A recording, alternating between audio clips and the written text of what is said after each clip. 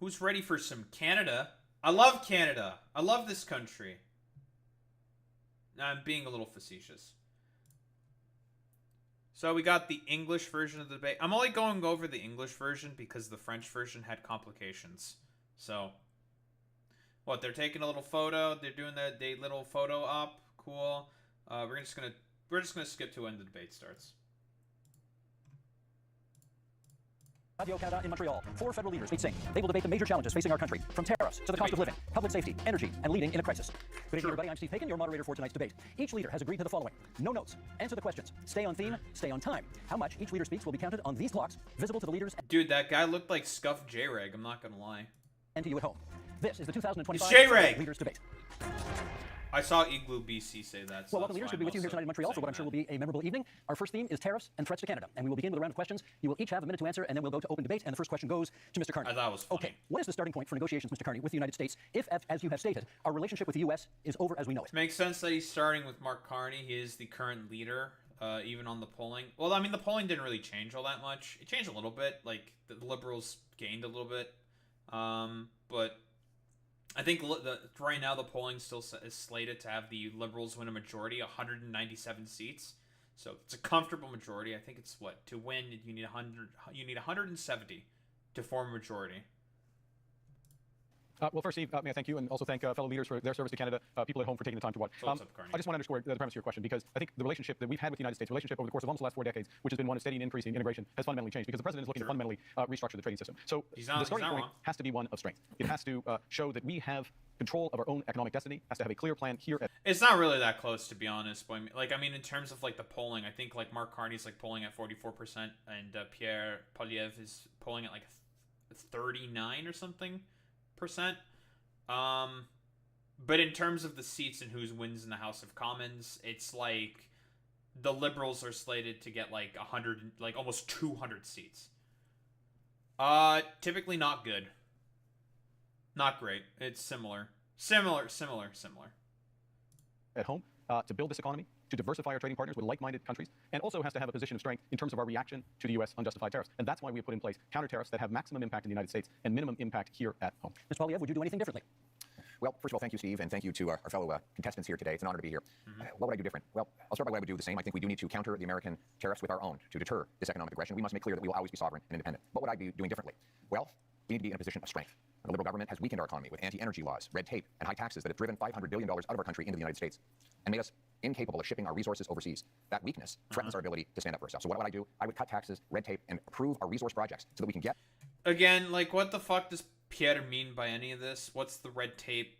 Does he mean, like, trade barriers between the provinces? Because that's something he's proposed in the past before. And what taxes? He's not going to talk about axe the fucking tax, the carbon tax, because guess what? The carbon tax has been, axed. There is no more carbon tax. And the reason why Carney did that was to help promote, trade between the fucking provinces as a counter to the fucking tariffs. That's why he did it. So... what exactly? We already know what the Liberals did, broadly speaking. They hit the U.S. with reciprocal tariffs on specifically products from only the red states, targeting about $150 billion worth of goods, specifically bourbon, from Kentucky. You know, one of the biggest exports for 2 particular Republican senators that they are quite upset about. But, you know. Although, funnily enough, with Mitch McConnell and Rand Paul, they are, 2 of the Republican senators who have said, yeah, we don't agree with the fucking tariffs. This is just fucking stupid. Mostly because their states are going to be the ones who suffer the most from it. But, you know, take what you can get. But, yeah, what does Poilievre mean by this? By cut taxes. For who? What taxes? Our goods to market and bring home the jobs so we stand up to President Trump from a position of strength. Mr. Singh, you get the next question. Can we trust the United States to work with us on matters such as Arctic sovereignty and defense policy? I think we've seen, first of all, good evening, everyone, and thank you for tuning in, and thanks for the question, Steve. We've seen what, for a lot of people, feels like a betrayal when we look at the United States. I grew up in a border town, I grew up in Windsor, and we saw how connected we were as a city and as a community. People lived on one side of the border, worked on the other, people traveled back and forth all the time. We're in the automotive capital of Canada, and we knew how important it was to be able to build cars in Canada, but we saw that those cars went back and forth across the border. Seeing what Donald Trump did to attack Canada in this unprovoked way without any justification really felt like a betrayal. And so Canadians now are right to say, well, we don't really trust Donald Trump at this point, and we can't really have a lot of faith in it. So when it comes to our Arctic sovereignty and our security, we need to make decisions that are in our best interest and no longer be so dependent and so reliant on the U.S. And that's what I would advocate for, making sure we are resilient, independent, and less dependent on the United States. Mr. Blanchet, for you, what supports would you want to see for... Blanchet, that's his fucking name. Oh, yeah, I mean, okay, simple summary on Blanchet. He's just, like, literally, the only thing he's going to talk about is just Quebec. That's it. It's like, what's the best thing for Quebec? Quebec, Quebec, Quebec, Quebec, Quebec, Quebec. And that's it. Which is why the Bloc Quebecois will never be relevant at all. Yeah. But yeah, I mean, Jugmeats is, his answer was fine. I mean, like, mostly, like, because the economy, like, wasn't mentioned. The dude specifically mostly asked about, the moderator mostly specifically asked about, what? Like, sovereignty, Arctic sovereignty, and security. Jugmeat's answer was fine. You know, nothing really to say industries there. affected by tariffs, many, of course, of which are in Quebec. Many of them. First, we all welcome in Quebec and Montreal. You have me because I try not to speak English in Montreal. However, I think we should never underestimate the threat that Mr. Trump poses on Quebec economy and Canada economy and Mexico economy. But we must acknowledge the fact that the economy of Quebec is built differently. The challenges are not the same. The necessity for Quebec to have at least partly its own... I have a drink every time Blanchet fucking says Quebec. You'll die of alcohol poisoning. voice in the negotiation is important. The difference between Quebec and Canada is very important in terms of economy, but also in terms of identity and language and values and who we are and we want to handle immigration. So we have the right to be different, and if this difference is being respected by whoever becomes Prime Minister of Canada, we will be reliable partners in order to achieve the best possible negotiation and protect ourselves. Dude, Quebecois nationalists are so fucking weird to me, dude. Because, like, there was a big move, I think it was during the 80s, where they actually, they tried. They tried. It failed miserably, obviously. It never really, like, got off of the ground.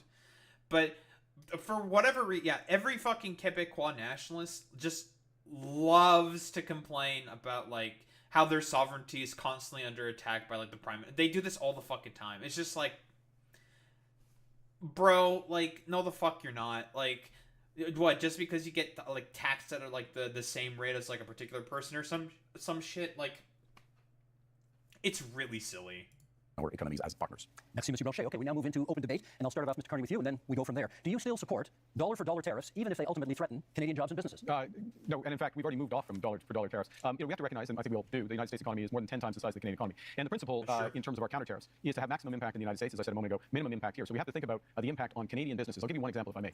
In the auto sector, the way we've designed those auto tariffs is that Canadian automakers, if they maintain production here, if they maintain their investments here, when I say Canadian automakers, I mean automakers that have jobs and plants and production in Canada, then they can have lower tariffs on what they ship to the United States. We create a huge incentive for them in order to do that. We also have carved out the Canadian auto parts sector, last point, I know you're pressed for time, the Canadian auto parts sector, so that it can remain competitive with the United States. We're focused on maximizing Canadian jobs, maximizing the harm in the U.S., so that we get them where we need. Mr. Polly, if you want in, then Mr. Singh. Mr. Carney. Yeah, so basically he's just trying to promote, like, hey, because there's, like, a big Toyota plant local here. It's not that far from here. Huge plant. I've been in there before. Where, you know, they make a lot of, like, Camrys and shit in there. And probably other Toyotas. Mostly I've seen Camrys be made in there. Whatever, I digress. So basically he's saying, like, okay, I mean, if you send stuff to the U.S., but you're mostly trying to focus on all the production here. I wonder how this also, like, pertains to, like, Mexico, for example, because a lot of production of auto parts also happens in Mexico. I'm curious about that mostly, but, mostly he's saying, like, if you want to just, like, focus on, like, Canada, only maintain the production in Canada, then the tariffs are going to be minimized. Like, if you send, like, your product to the U.S. to be sold in the U.S., then, like, that's not going to be tariffed as hard. But if you're importing parts or cars from the U.S., like, you know, let's say, like, the example I provided before, like, Toyota Camrys from the U.S., those are going to get, like, tariffed way more. Also, what's up, Ford? Why are you shouting out Ford? Shaking my head. You want our country to respond with strength, but after the last decade, half of which time you've been Justin Trudeau's economic advisor, our economy is weaker than ever before. It's been the worst growth in the G7. We've lost $500 billion of investment south of the border. You supported blocking pipelines in Canada that gave Donald Trump and the U.S. a near monopoly over our energy. And now you want to keep in place. Is he talking about Keystone Pipeline? Like that got blocked by the fucking Biden administration, right? That shit got shut down. That's the only thing I can think of. Is Keystone Pipeline. Whereas with what does he mean by the $500 billion less lost in the fucking U.S. sector? What does that even mean? Like, in terms of trade? Because that's what the tariffs mostly pertain to, right? Bill C-69, the liberal no new development law that blocks us from shipping our resources overseas. How could you possibly think it's a good idea to give the Americans a continued monopoly on our energy projects when you have seen how much these liberal policies have weakened our country over the last decade? Let Mr. Carney respond. Keystone is abandoned. So let's go to my record. My record is a month long as Prime Minister. And this goes to the heart of coming to the Americans with strength, but doing the right thing for Canada. Within the first week as Prime Minister, I sat down with... Was Carney in the economic advisory team for Justin Trudeau? Is that even true? First thing that comes up.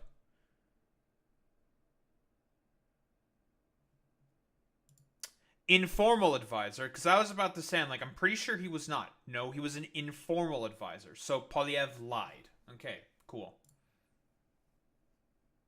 With all the premiers of the provinces and territories, as well as the leaders of the indigenous peoples. Got an agreement with all the provinces and territories, doesn't happen very often, got an agreement for them to have one Canadian economy instead of 13, first point. Secondly, to commit the federal government to do its part by Canada Day, so free trade in Canada by Canada Day. Thirdly, the federal government to commit with respect to project review. Sorry, I'm getting to it. Thirdly, one project, one review, and relying That's on provincial. Yeah, I know, like quite literally, in terms of the steps necessary to become, have inter-provincial trade, because we have a lot of restrictions, which I always found very weird. We do have a lot of restrictions between inter-provincial trade in Canada. I don't know why.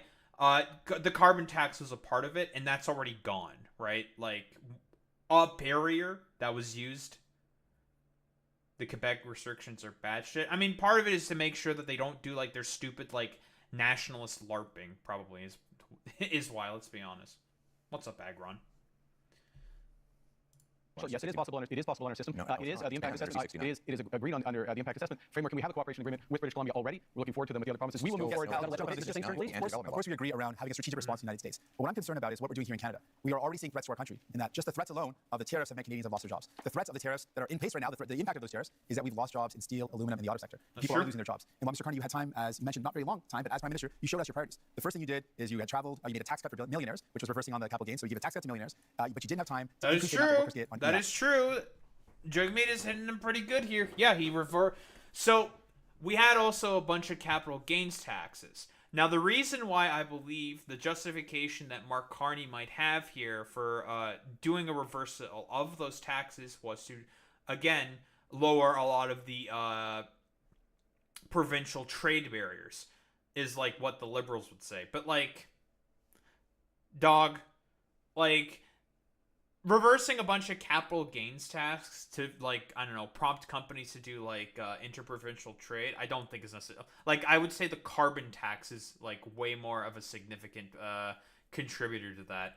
Which is why, because, the idea of, the capital gains tax cut for the, millionaires in particular is to help them promote, building more businesses throughout Canada. That's the idea, right? Is that actually what it's going to do? Not really.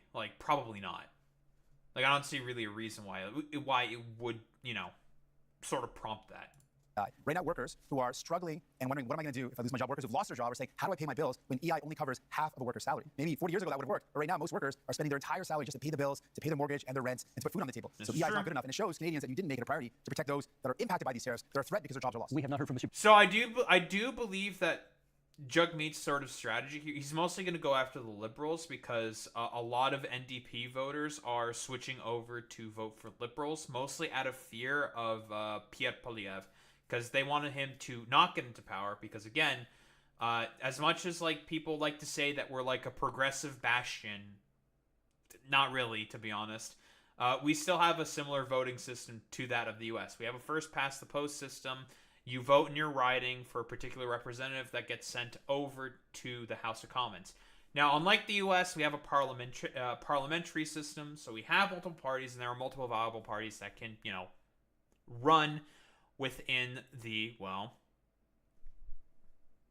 country. Now, obviously, like, I know a lot of, like, liberals are going to be disingenuous and be like, why is Jugmeat only going after Mark Carney? Like, this is really what, he doesn't want to defeat the fucking goddamn, conservatives? Here's the fucking thing. You want to know the reasonings for as to why we've even gotten, like, improvements to, like, pharmacare, why we even got, like, a housing project, like, going on in Canada, why we have, like, improvements to, like, a lot of healthcare within this country? It's because of him. The NDP are the reason why. Because they push the liberals to be like, okay, you're going to do these. You're going to do these things if you want to form a government with us. And now, with the polling suggesting how it is right now, if for Jugmeat to remain, to have, like, or the NDP to have, like, some semblance of, like, relevance, what they need to do is to make it, like, try to shave off as much of the Liberals' lead as possible, so then they are forced to have to form a minority government with them again. Now, I don't think that's exactly going to work out. I don't think so. But that's more than likely the thoughts.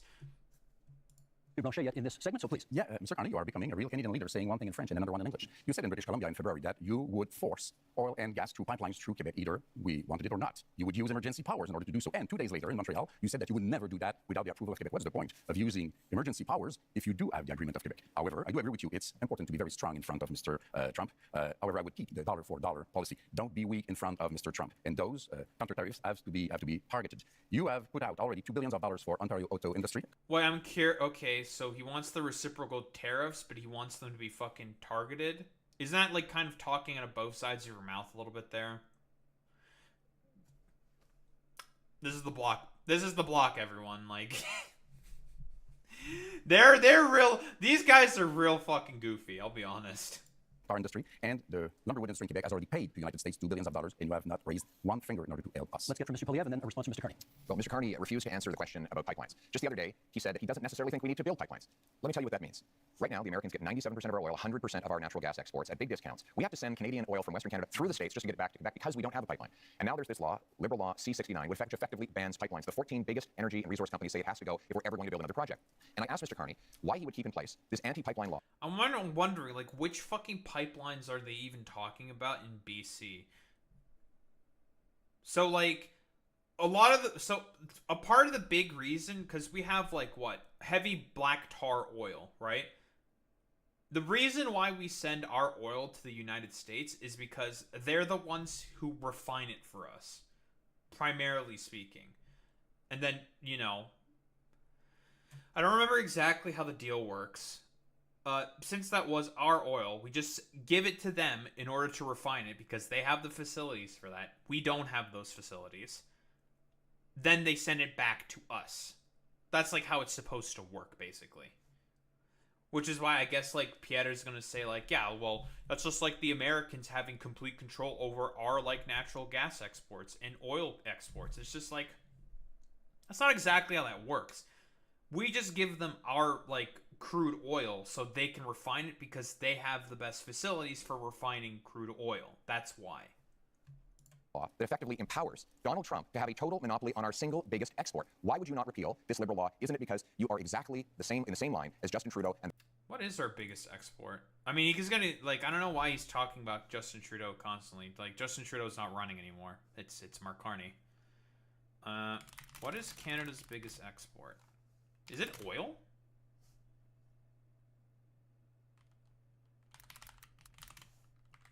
There's one our biggest export. Yeah, it is oil. Crude petroleum, right. From the tar sands. Because we have a ton of it. And we send that crude oil, or crude petroleum, to the US so it gets processed there. So it's crude petroleum, then it's cars, then it's refined petroleum, and then a bunch of other shit. Yeah, okay. So it's oil for us. That's our main thing.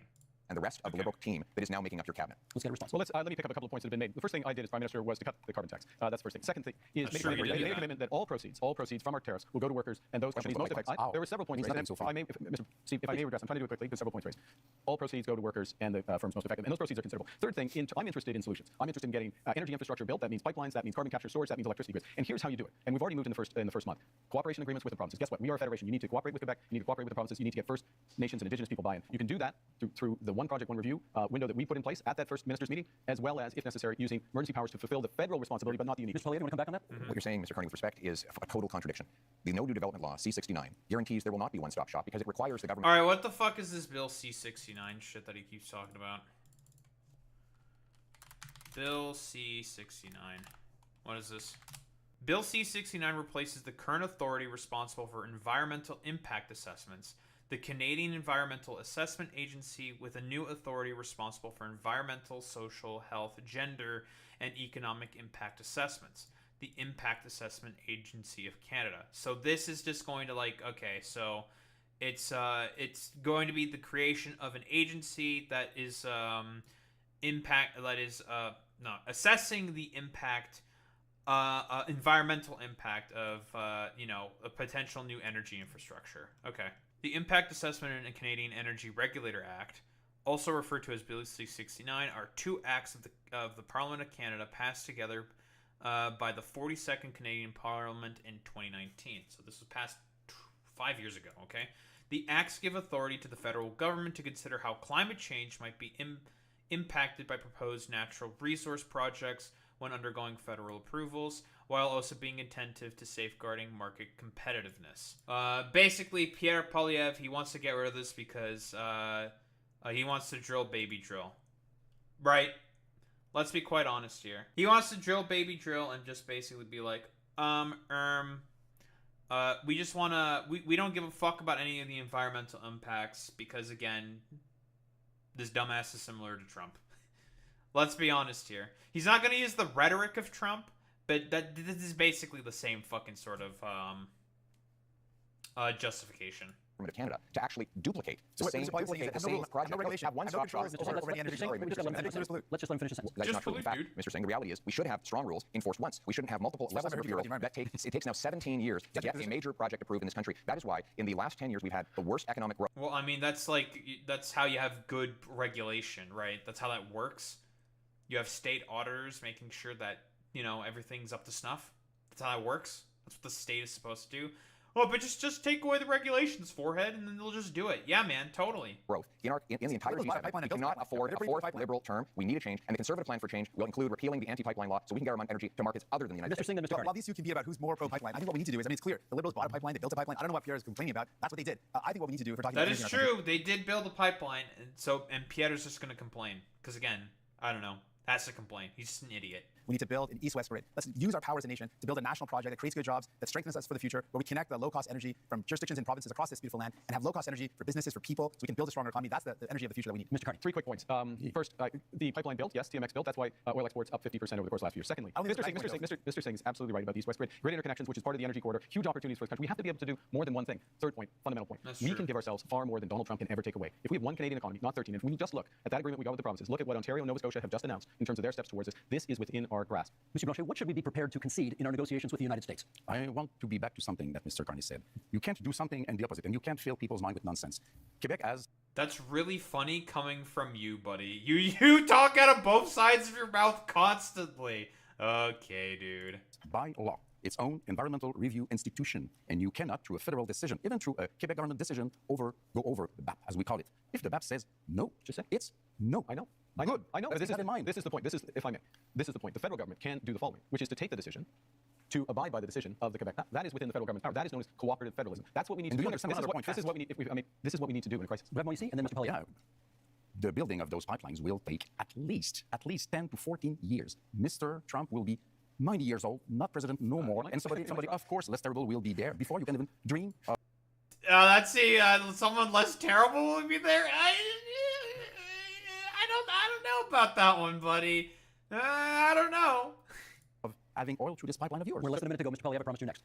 After the last 10 years of liberals blocking pipelines and killing jobs, we actually need to get things done. We need to change. And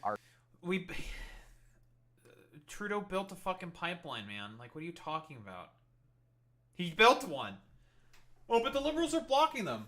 But he built one. It's just that, literally, he's gonna complain about the same fucking thing again. Because, again, talking points. It's conservatives. They have to regurgitate the same fucking bullshit all the time. A pipeline was already built. Bill C-69 basically says, like, there's going to be environmental regulations to make sure that, like, hey, is this, like, a good thing?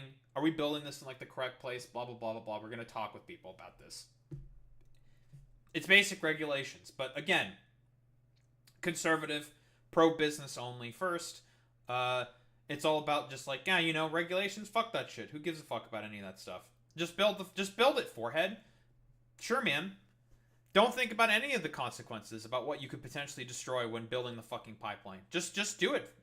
Our conservative plan for change will repeal the No New Pipelines law. It will create a true one-stop shop, set up shovel-ready zones with pre-permitting so that we can approve LNG liquefaction export plants, mines, pipelines, nuclear plants, and also hydroelectric dams so that we can generate the power we need to be strong, self-reliant, and stand on our own 2 feet for change. Last quick word, Mr. Carney. Okay, quick word. Bringing it back to what we were talking about, which is tariffs, the threats to Canada, how to negotiate. We need these options. We need these options to build domestically, to build one Canadian economy. We need to act. We need to diversify our trade partners. And that will give us a nice segment. That is our time. Okay, you know my job tonight. I got to be the heavy guy here every now and then, making sure everybody comes to time. And I'm keeping an eye as well and making sure that everybody gets rough justice over here. That concludes our first section and our first debate. Up next, affordability and the cost of living. Oh, this is gonna be Our goal is to double the pace of housing construction. We'll lower your bills, build homes you can actually afford. On va parler des entreprises du Québec, des travailleurs du Québec, des aînés du Québec. A big, powerful, bring-it-home tax cut on work, investment, energy, and home building. Okay, leaders, same idea. One-on-one questions followed by open debate format. And Mr. Polyev, you get the first question this time. Many provinces, including some provinces with conservative governments, have ambitious housing targets, none of which have been met. Why do you think your housing plan will be any different? Let me start by talking to the young people. Keep in mind, Pierre Polyev, who was housing minister under the Harper government, quite literally did not approve any projects that had of any like form of low-cost housing. He's only approved like luxury condos that have been used as speculative real estate assets, which is part of the reason why we have a fucking housing crisis, because for like years upon years, those were the only housing projects that were getting approved. Were, well, luxury condos. That was it. Of the nation and those who are aspiring to homeownership. It was only 10 years ago. You could buy an average house for $450,000.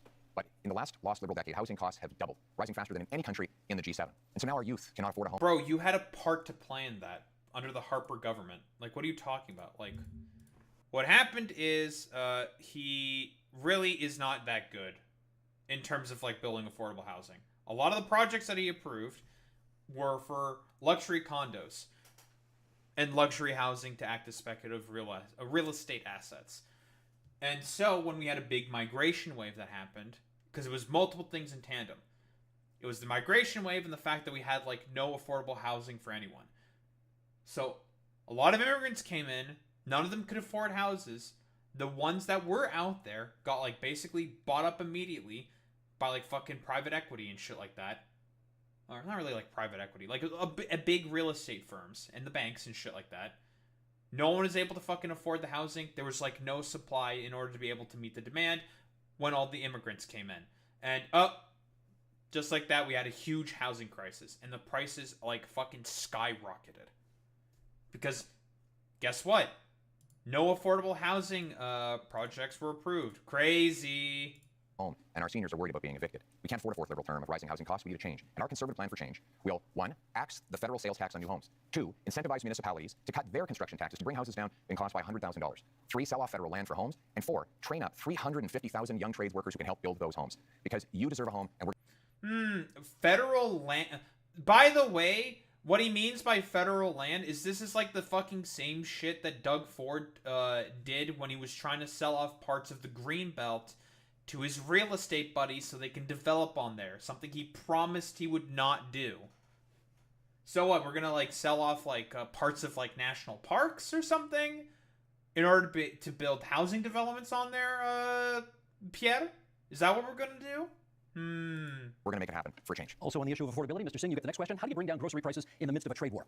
I appreciate the question. This is a big concern. When I talk to Canadians, they tell me they're really feeling squeezed from the cost of living. That's one of the top things that people tell me about. People are saying, I can't afford to buy groceries. Every time I go to the grocery store, it's just ongoing worry and this feeling of anxiety that can I actually afford the things my family needs. On top of that, people are worried about the cost of homes. I think those are the two biggest things I hear. So we can do things about this. Other countries have taken concrete steps. We can put in a price cap on food essentials. France has done it. Greece has done it to great success. It's brought down the cost of food significantly in both those jurisdictions. We can also ban corporate landlords from buying up the affordable homes to keep homes that are affordable. We can make... Also, yeah, I think I've talked about this before, but I think like in the past like 3 years alone, there have been like multiple fucking scandals of grocers doing price gouging. Very, very common. So the most common thing has been what? Meat packing. This is a big one.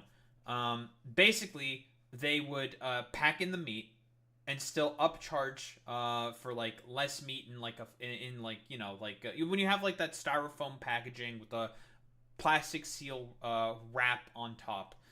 What they would do is they would put in less meat, but still basically charge. They would either upcharge or they would charge like the same price.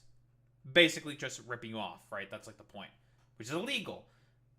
Things better for Canadians, but it requires having the courage to take on the powerful corporations that are ripping you off, that are price gouging you. And we know that price gouging is one of the major reasons why food prices are going up. Then You're never there going to we hear go. Pierre Poilievre or Mr. Carney talk about the fact that these are the Thank you, corporations Mr. Singh. ripping That's you off. time. Mr. Blanchet, I want to ask you about old age security, which will soon cost this But yeah, country $100 billion there's been a annually. bunch of We understand those. you would like to expand it. How would you pay for that? We would want it to be just for everybody because the Liberals have created a discrimination against elders which are 65 to 75 years old, having 10% less income from federal government than those who are over 75. But the best way to do it is to have everybody pay its fair share in terms of tax, which means that one should not be entitled to hide money in fiscal paradise in order not to pay. So yeah, this is like the strange part about Blanchet.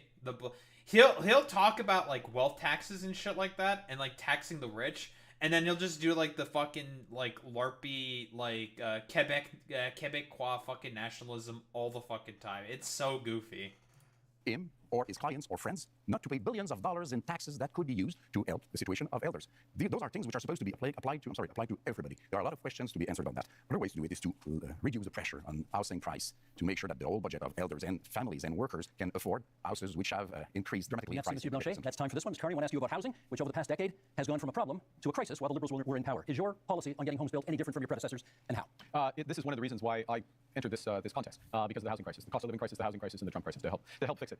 And I would look, the housing approach is fundamentally different because we need a fundamentally different approach. We need to build housing at a rate that we haven't seen since the end of the Second World War. We do need a fundamentally different approach, and with the fundamentally different approach, we can build an entirely new industry. So the question is how. Now, Mr. Poilievre and I agree on some things. Okay? I agree as well on reducing the tax on first-time home purchases as a way to buy, but I am focused on increasing the supply of homes and doing that in a way that uses Canadian technology and modular prefabricated housing. That uses Canadian lumber, including in reinforced timber. Yeah, that was the thing that Justin Trudeau was also like promoting. He like did like a little video saying like, look at these like prefabricated modular homes that we are now building. Because again, the problem, like I mentioned earlier, and Pierre Poilievre had a bit of a hand to play in this, there was like hardly any affordable homes that were being built when he was housing minister. There was lots of luxury condos, and they were all speculative real estate assets. Like, for example, if you go to like fucking the Vancouver housing market, it's fucking crazy. Like, rent for like a one-bedroom apartment is like in the 2000s per month or some shit. It's ridiculous. As a one-bedroom, that's like fucking shit you see in like Los Angeles or some shit. It's fucking wild. Because it's all fucking luxury condos up there. And uses Canadian workers. And in all respects, we're scaling up to double the rate of home building. Thank you, Mr. Carney. That's time. We now move to open forum here. Mr. Singh, you get the first comment. Many of you have pledged to cut the GST on many aspects of buying a home. And Mr. Singh, I want to ask you, would you cut the GST on anything else in order to make life more affordable? Absolutely. In fact, I'm the only one on the stage that fought to give people a GST holiday. Interestingly, while the GST holiday helps working class folks, middle class folks by taking off the GST. Yeah, I remember for like a month, there was no GST on groceries or like any like food purchases at all. Like there was just none. It was really fucking awesome. Of essentials, the Conservatives under Pierre Poilievre voted against that. They opposed the idea of giving people, actually folks that need help, a tax break, and would rather give millionaires a tax break, which shows you whose side he's on, which is not surprising. But what is surprising is that Mr. Carney also said that giving people a break on their GST is a bad idea. Mr. Carney, why do you think giving a tax break to capital gains folks that earn more than $1 million is a good idea, but helping a family afford their groceries, helping people afford their bills for their internet, their cell phone, their home heating, giving them relief to take the GST off those is a bad idea, but giving a tax break to people who really only earn over more than $1 So yeah, GST basically for us, you know, for the Americans out there or whatever, we basically have a sales tax on like everything. We have a 13% sales tax on you make a purchase, there's a 13% tax on that purchase, basically. $1 million. That's somehow a good idea. Okay, that's your numbers. You went after Mr. Poilievre first, so I'm going to give him the first shot to respond. Well, Mr. Carney, the reality is that housing costs doubled under the Liberal government, while Justin Trudeau made exactly the same promises. Wait, it was Jagmeet that... But it was Jagmeet who went after you for... What? Okay. That you are now repeating today. He promised that he would double home building. In fact, home building went down. He promised that he would reduce the cost. In fact, it went up. And now here we are. Mark Carney is asking for a fourth Liberal term, repeating the exact same Liberal promises that priced you out of a house. Just a few weeks ago, before the election, the Liberals voted against taking the GST off new homes, and they have continued to... Wait, but broadly speaking, people understand that the problem with the housing crisis is that there's not enough homes. That's the problem. And the Liberals are saying they're going to build more homes. So you're just going to be like, well, we're going to take off the taxes, and we're going to make it give subsidies to people. It's just like... Okay, I mean, that's nice and all, but if you don't have any homes to sell, how the fuck does that work then? Like, the prices on housing is still going to go up anyways. It doesn't matter if you don't have the supply to meet the demand. Silly. build up bureaucracies that block construction. We need a change so that you can afford a home. And our change will be, again, to axe the sales tax on new homes, incentivize municipalities to speed up permits, free up land, and cut development costs. Train up 350,000 people to begin the trades to build those homes and sell off the land that is going to be needed in order to build homes. That is a real plan for you to own a home and afford your life for a change. Mr. Carney, they're coming at you from both sides. What do you say? Okay, I know it may be difficult, Mr. Polyev. You spent years running against Justin Trudeau on the carbon tax, and they're both gone. Okay, they're both gone. And we're in a new, and we're in a new. Wait, that is true. Yeah, axe the tax. It's already been axed. You're Justin Trudeau. He's not here anymore, guys. Okay. Very different. Look, I'm a very different person from Justin Trudeau. Focus is on results. And so how to drive results in the housing market? You've got to change the model of building. You've got to increase the financing for housing developers. $25 billion on the table for those housing developers. $10 billion for deeply affordable homes. Cutting development charges in half, lowering the cost of the building of those homes by 20%, and lowering the emissions and the run costs of those homes by another 20%. This is how you drive affordability. This is how you bring young people back into the housing market. You claim to be very different from Mr. Trudeau. Now, the point is to show that you are any better than Mr. Trudeau. You claim to have a lot of experience in many things, and you know things. Last time we had somebody saying that they knew things, it was the senators, and they killed a lot of protected supply management because they knew better than us and were elected by nobody, exactly like you are today. You say that you are a great crisis manager. Which one? I heard of nothing. As far as I know, Brexit happened, even if you were against it. You say you are a great negotiator. What have you negotiated? What? Did Mark Carney have any, role to play in Brexit? What? Also, he would have not had anything to do in terms of Brexit. What the fuck are you talking about? This is so fucking strange. Brexit passed propagandistically as a referendum. What? Okay. But fiscal paradises in Bermudas or Cayman Islands, you have to prove something, and you have to reveal what you own in those companies if you want people to believe you. Mr. Singh, you wanted to... Yes, returning to the topic of housing. Now, this is very important. Obviously, we need to build homes that people can afford. Mr. Polyev had the opportunity to show us what he could do. He was a minister of housing under Stephen Harper, and during that time, guess how many homes he built? He built 6 homes during that entire time. This is not something you can trust. Build homes. He built 6 homes. This has been confirmed again and again. You were 6 homes. That's it. Now, the problem, though... 200,000... What kind of homes, Pierre? What kind of homes? Because when Jugmeat Singh is saying the 6 homes bit, I guess that's the claim that's right there. It's like, oh, it's not exactly true. Yeah, because what Jugmeat means when he says 6 homes is homes that are affordable, cheap housing, cheap duplexes or townhouses and stuff like that. Because we know that Pierre Polyev, he only approved contracts for luxury condos mostly, because again he wanted to give more stuff for real estate agents so they can, market them as speculative real estate assets for foreign capital. One of the main reasons why we have a housing crisis in this country. With Mr. Carney as well, he's laid out a plan. The problem is that when he was the chair of Brookfield Investments, this is a company that made a strategic decision to buy up affordable homes in cities like Toronto, where people were paying a decent rent. And they purposely bought those homes, kicked out the tenants, and jacked up the rents. That is not someone you can trust, sadly, to deal with the housing crisis when Mr. Carney, you profited off of it. We're going to get responses here. Mr. Polyev first, Mr. Carney second. First of all, Mr. Singh, the Toronto Star debunked your falsehoods on that. And I appreciate neither Liberals or NDP are very good with math, but in that year... The Toronto Star is a fucking conservative rag. Anything that comes out of the Toronto Star is worthless. So I was minister, the year I was minister, we had 200,000 homes built, and guess what the average price of a home was at the time? $450,000. And one bedrooms rented out for $900. And that since that time, housing costs have actually doubled under the Liberals. And now we have Mr. Carney making tens of billions of dollars of spending promises that will ultimately continue to build bureaucracy. We don't need more bureaucracy in Ottawa. We tried that for 10 Liberal years, Mr. Carney. What we need is to build homes in communities. So that means he's not even answering the question. Why do you say Mr. Carney? Jugmeat, you're trying to address Jugmeat Singh, my dude. What? Okay. Taxes on home building and getting the government out of the way so that builders can actually build. Mr. Carney, you are on housing, we need a change, and you, sir, are not a change. Guys, if we just get rid of regulations on housing, forehead, then they'll just build houses. Smile. Is that, again, conservative? He's just going to keep doing, saying the same shit, not being specific on anything, just say, just cut things, forehead, and then, it'll work. Forehead. Sure, man. Pick up on. I thought that answer was quite revealing. The first thing is that it's an attitude towards housing that absolutely ignores affordable housing, deeply affordable housing, issues with vulnerable people, ignores the rental market, ignores all other aspects of it. So the 6 are the relevant. Mr. Singh is absolutely right. The 6 are the relevant. 200,000. The 200,000 are a different part of the housing market. There are many Canadians. Yep, Mark Carney is essentially saying the exact same shit I fucking said. It's he's you only built 6 affordable homes. The other 199,994 homes that you apparently built is all luxury fucking condos. So for what? For speculative real estate assets. That's why. there are many Canadians of different income levels. The second thing it reveals is a misunderstanding, or well, a misunderstanding, I'll be polite, of how the But yeah, like when I was looking up this claim, the only people that I like saw like reporting this was the Toronto Star. I'm just like, yeah, seems kind of sus. government's balance sheet can catalyze enormous private investment. And that is what we need to do to solve the housing crisis. It happens to be what we need to do as a whole to address the economic crisis that's been forced on us by President Trump. Mr. Milche? Yeah. You have spoken much more than I have, so I won't ask a question. I will make a statement instead. I'm not saying that you cannot do what you pretend that you are able to do. We just have no proof so far. I'm saying quite clearly that you cannot be entitled to do it alone. He's been prime minister for like a month.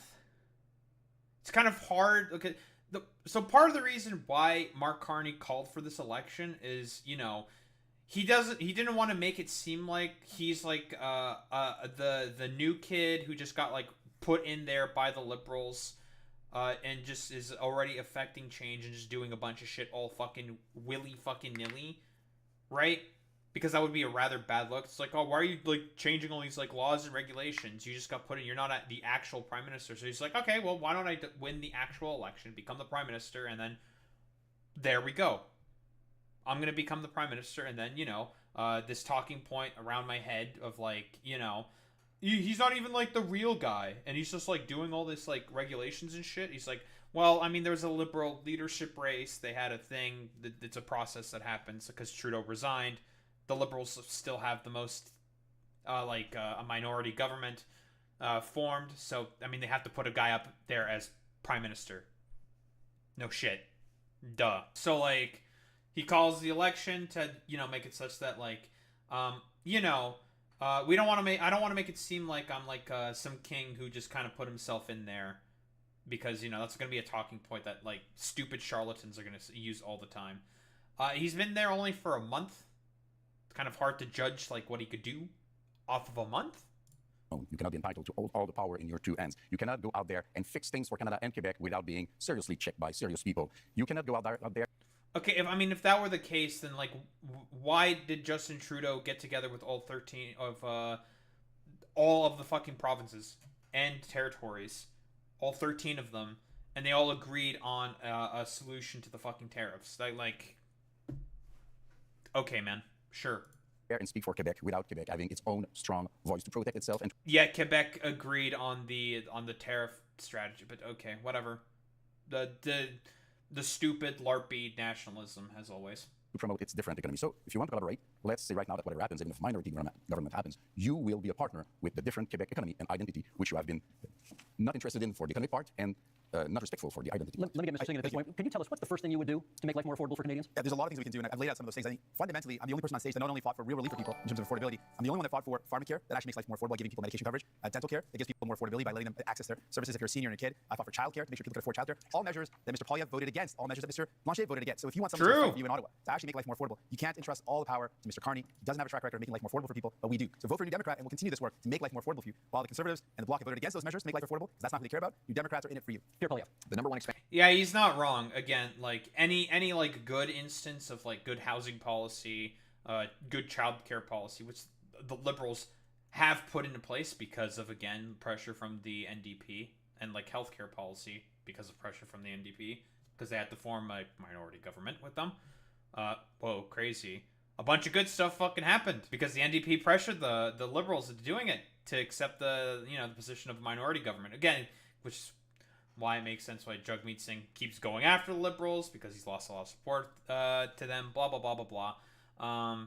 Mostly out of fear. But again, like, Poilievre is lying every single time. He's just like, yeah, we're gonna like fix the crisis in order by like just getting rid of a bunch of taxes and cutting like regulations and shit like that. It's like, it's not the problem with like housing. Like I said before, it's a supply problem that you had a hand in playing. But well, if we just like keep cutting some taxes, forehead, like somehow things will just fix themselves. It's the stupid standard fucking conservative shit. And when they actual good regulation gets proposed, or like good policies get proposed, he votes against it every single time. So it's full of shit. Expense for families today is taxes more than they spend on food, clothing, and shelter combined. This after 10 years Again, of liberal tax taxes. increases. We can't afford a fourth term of high liberal taxes. That's why conservatives have a plan for change. And that plan includes voted against every measure to help you out. cutting income taxes by 15% for the average worker and seniors. Yeah, which is, again, you've voted against any measure to fucking go against, like, can cut taxes. Like, You don't care about cutting taxes. You're full of shit. Saving a working couple up to $2,000, rewarding hard work again. Because hard work is actually being punished because of the very high taxes. I mean, child tax stuff, it got cut under the liberal government. Child care is way more affordable. You voted against that. Like, I mean, bro, come on. Now, the Liberals promised 10 years ago they would lower them. They actually raised taxes on 9 out of 10 Canadians. We need a change in this country because your hard work should once again pay off with a powerful paycheck that buys you an affordable food, affordable home, on a safe street, and that's what we will deliver. You want to save people $2,000, but cut their dental care, which is $1,000, cut their child care, which is $1,000, cut pharmacy coverage, which is $1,000. That's not a very good math deal right there. You're going to save people $2,000, but cost them tens of thousands of dollars. That's why you cannot afford conservatives. And you certainly can't trust the Liberals. You need Democrats. Mark Carney. I'm going to reinforce that point, and then I'll respond to Mr. Blanchet. Childcare in this country, $3,000 to $10,000 a year for a family, depending on where you live. Province jurisdiction. Depending on where you live, that's what's being saved there. $800 per trip to the dentist. We've expanded dental care to 8 million Canadians. 8 million Canadians. Pharmacare. These are fundamental issues for affordability. We're talking about affordability. And taking them off in order to cut tax. That's Quebec, not what I've said. and in terms of working with Quebec, yes, absolutely, throughout the short time I've been Prime Minister, working directly with the Premier of Quebec, our Minister of Foreign Affairs, our Minister of Finance are from Quebec. Quebec and Quebec issues, whether it's to answer Mr. Legault's letter, he asked 5 things in the letter. He reduced his expectations. We're talking about, and you did not even answer him. And tonight, you are so much in love with Quebec. Steve, the question the Canadians have to ask. Why vote Mr. Singh, sorry, he has the floor. The question you have to ask is, after a decade of Liberal promises, can you afford food? Is your housing more affordable than it used to be? What is your cost of living like compared to what it was a decade ago? And are you prepared to elect the same Liberal MPs, the same Liberal ministers, the same Liberal staffers all over again for a 4th term? Mr. Carney, Justin Trudeau's staffers are... Again, like, they're just going to say the same thing to you, my dude. You voted against all the fucking measures that would have cut the fucking cost of living. You and your party have voted against all of that shit. But okay. Actually here with you at this debate in Montreal, writing the talking points that you were regurgitating into the microphone. How can we possibly believe that you are any different than the previous 10 years of Liberal government? 5 seconds left in the segment for you to respond to that. Look, I'll do my own talking points. Thank you very much. The biggest risk we have to that is true. The biggest risk we have to this economy is Donald. Yeah, like a fucking conservative talking about like talking points, dude. You say the exact same fucking regurgitated fucking talking points from like Donald Trump. Like, do we need to find like the liberal ads or some shit where you just have the exact same fucking rhetoric, just like a little bit of a fucking spin? Like, come on, Pierre.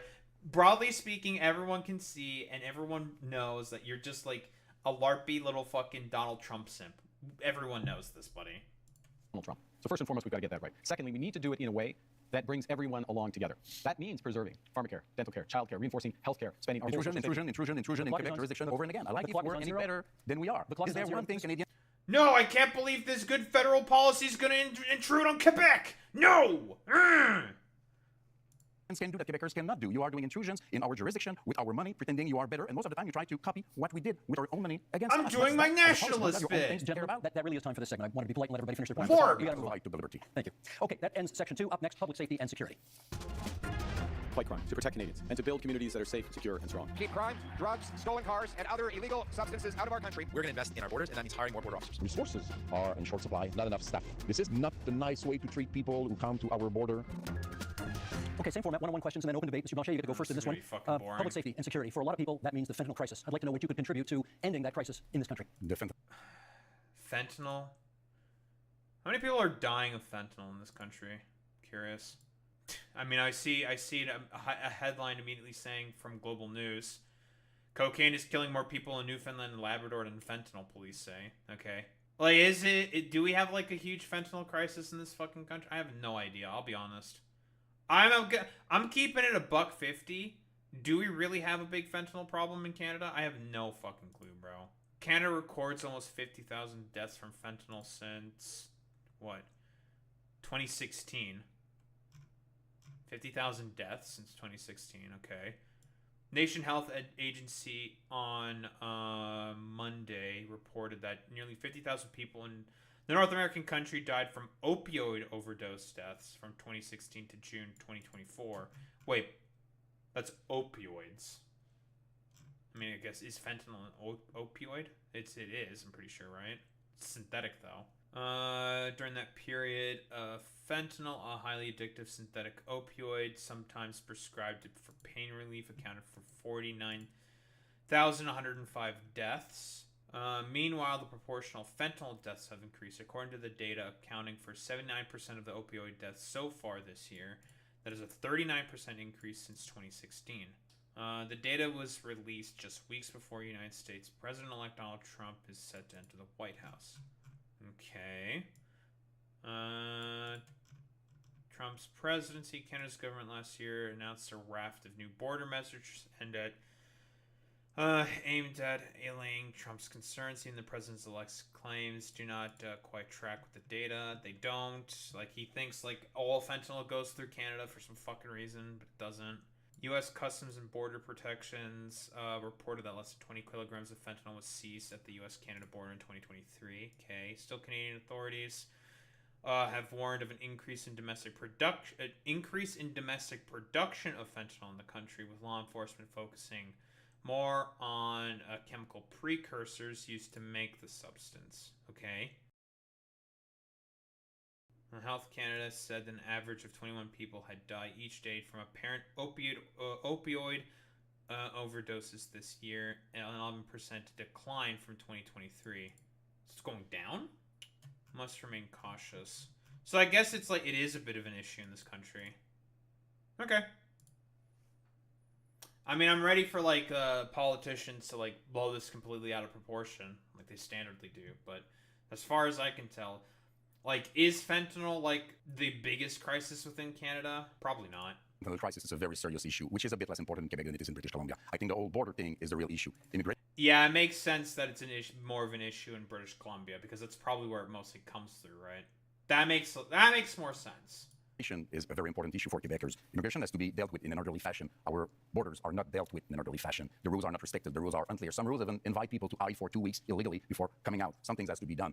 The situation of one person asking for asylum may take as much as 4 years without us reducing the number in order to deal with them in a human way. The services for every citizen in Quebec are being reduced because we cannot afford the fact that we are receiving much more people in Quebec from this specific type of immigration than we can afford, and we cannot teach them French. That's time, Mr. Blanchet. We can, of course, return to the immigration issue during open debate. No, we can't teach immigrants French. Fuck!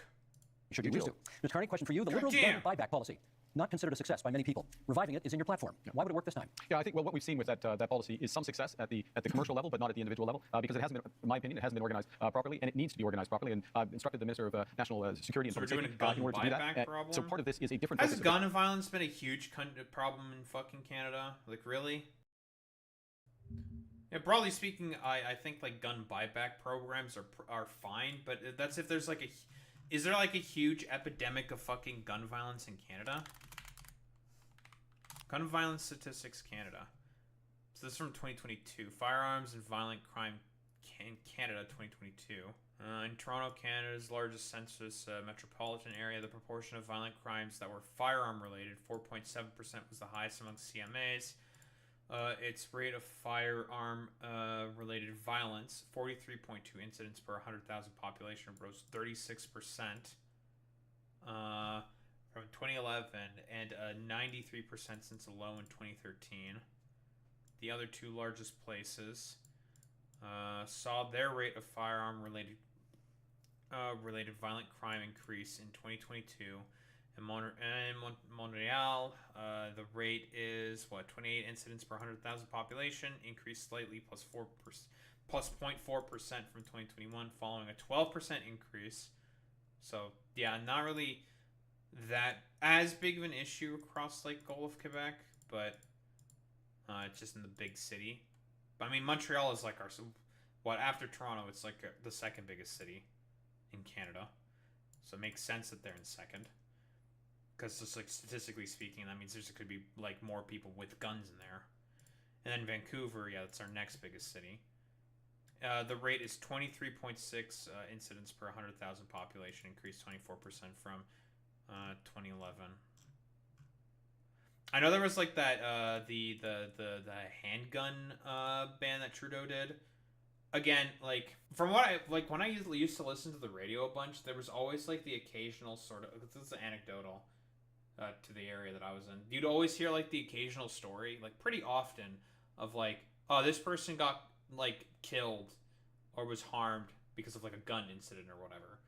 And like from like the general trend I've seen, I haven't been listening to the radio recently, but like from what I understand, that's been like basically going down and down.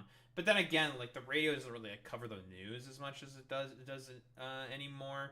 Like I don't really know how big of like an issue this is. Government, a focus on results, a focus on clear milestones in the short term. Let me make a broader point on gun, which is that we have a problem with guns coming over borders, which is why we tighten our borders. We have an issue, though, with a gun industry that is continually coming up with new forms of assault rifles, mass killing machines. We banned over 2,000 of these every single time there has been a vote in the House of Commons on gun control. Yeah, that's like more of a problem with like the U.S., right? Because the U.S. just like makes a shit ton of fucking guns and just exports them out to like whoever the fuck, pretty much. Mr. Polyev has voted against it. You can't be tough on crime unless you're tough on guns. Mr. Polyev, you can come back on that in the open debate if you want to, but my question for you in this segment is, Indigenous people are statistically overrepresented in our correction system. Are you concerned that your tough on crime platform will make that worse? I'm concerned that Indigenous people are disproportionately the victims of crime.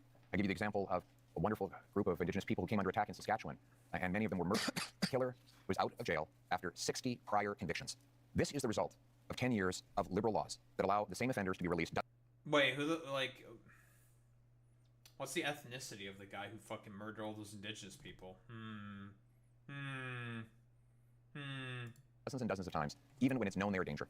We can't risk a fourth liberal term of soft on crime policies. We need to change. And the Conservative plan for change will bring in a 3 strikes or outlaw. 3 convictions for serious crimes, you go to jail for at least 10 years, maybe for life. Oh boy, yeah, 3 strikes laws, because that's always been man, because that's been really successful in fucking California, the 3 strikes law. If Boy Meets Minnie were here, he'd be like fucking going dink donk, like, yeah, this has been like a complete disaster. Because generally speaking, like 3 strikes fucking laws are disproportionately sort of they're like disproportionately enforced on minority populations.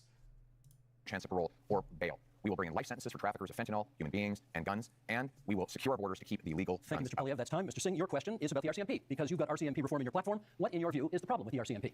Well, some of the basis for this is a concern that's been raised in more rural communities and northern communities that there have been some serious concerns about violence or inappropriate use of force when it comes to the execution of their duties. We want to make sure that we've got a top-tier police force that provides... Yeah, we know about the wet sweating, right? Like, they got constantly harassed by the RCMP because a bunch of foresters wanted to, like, go into their lands to cut down trees.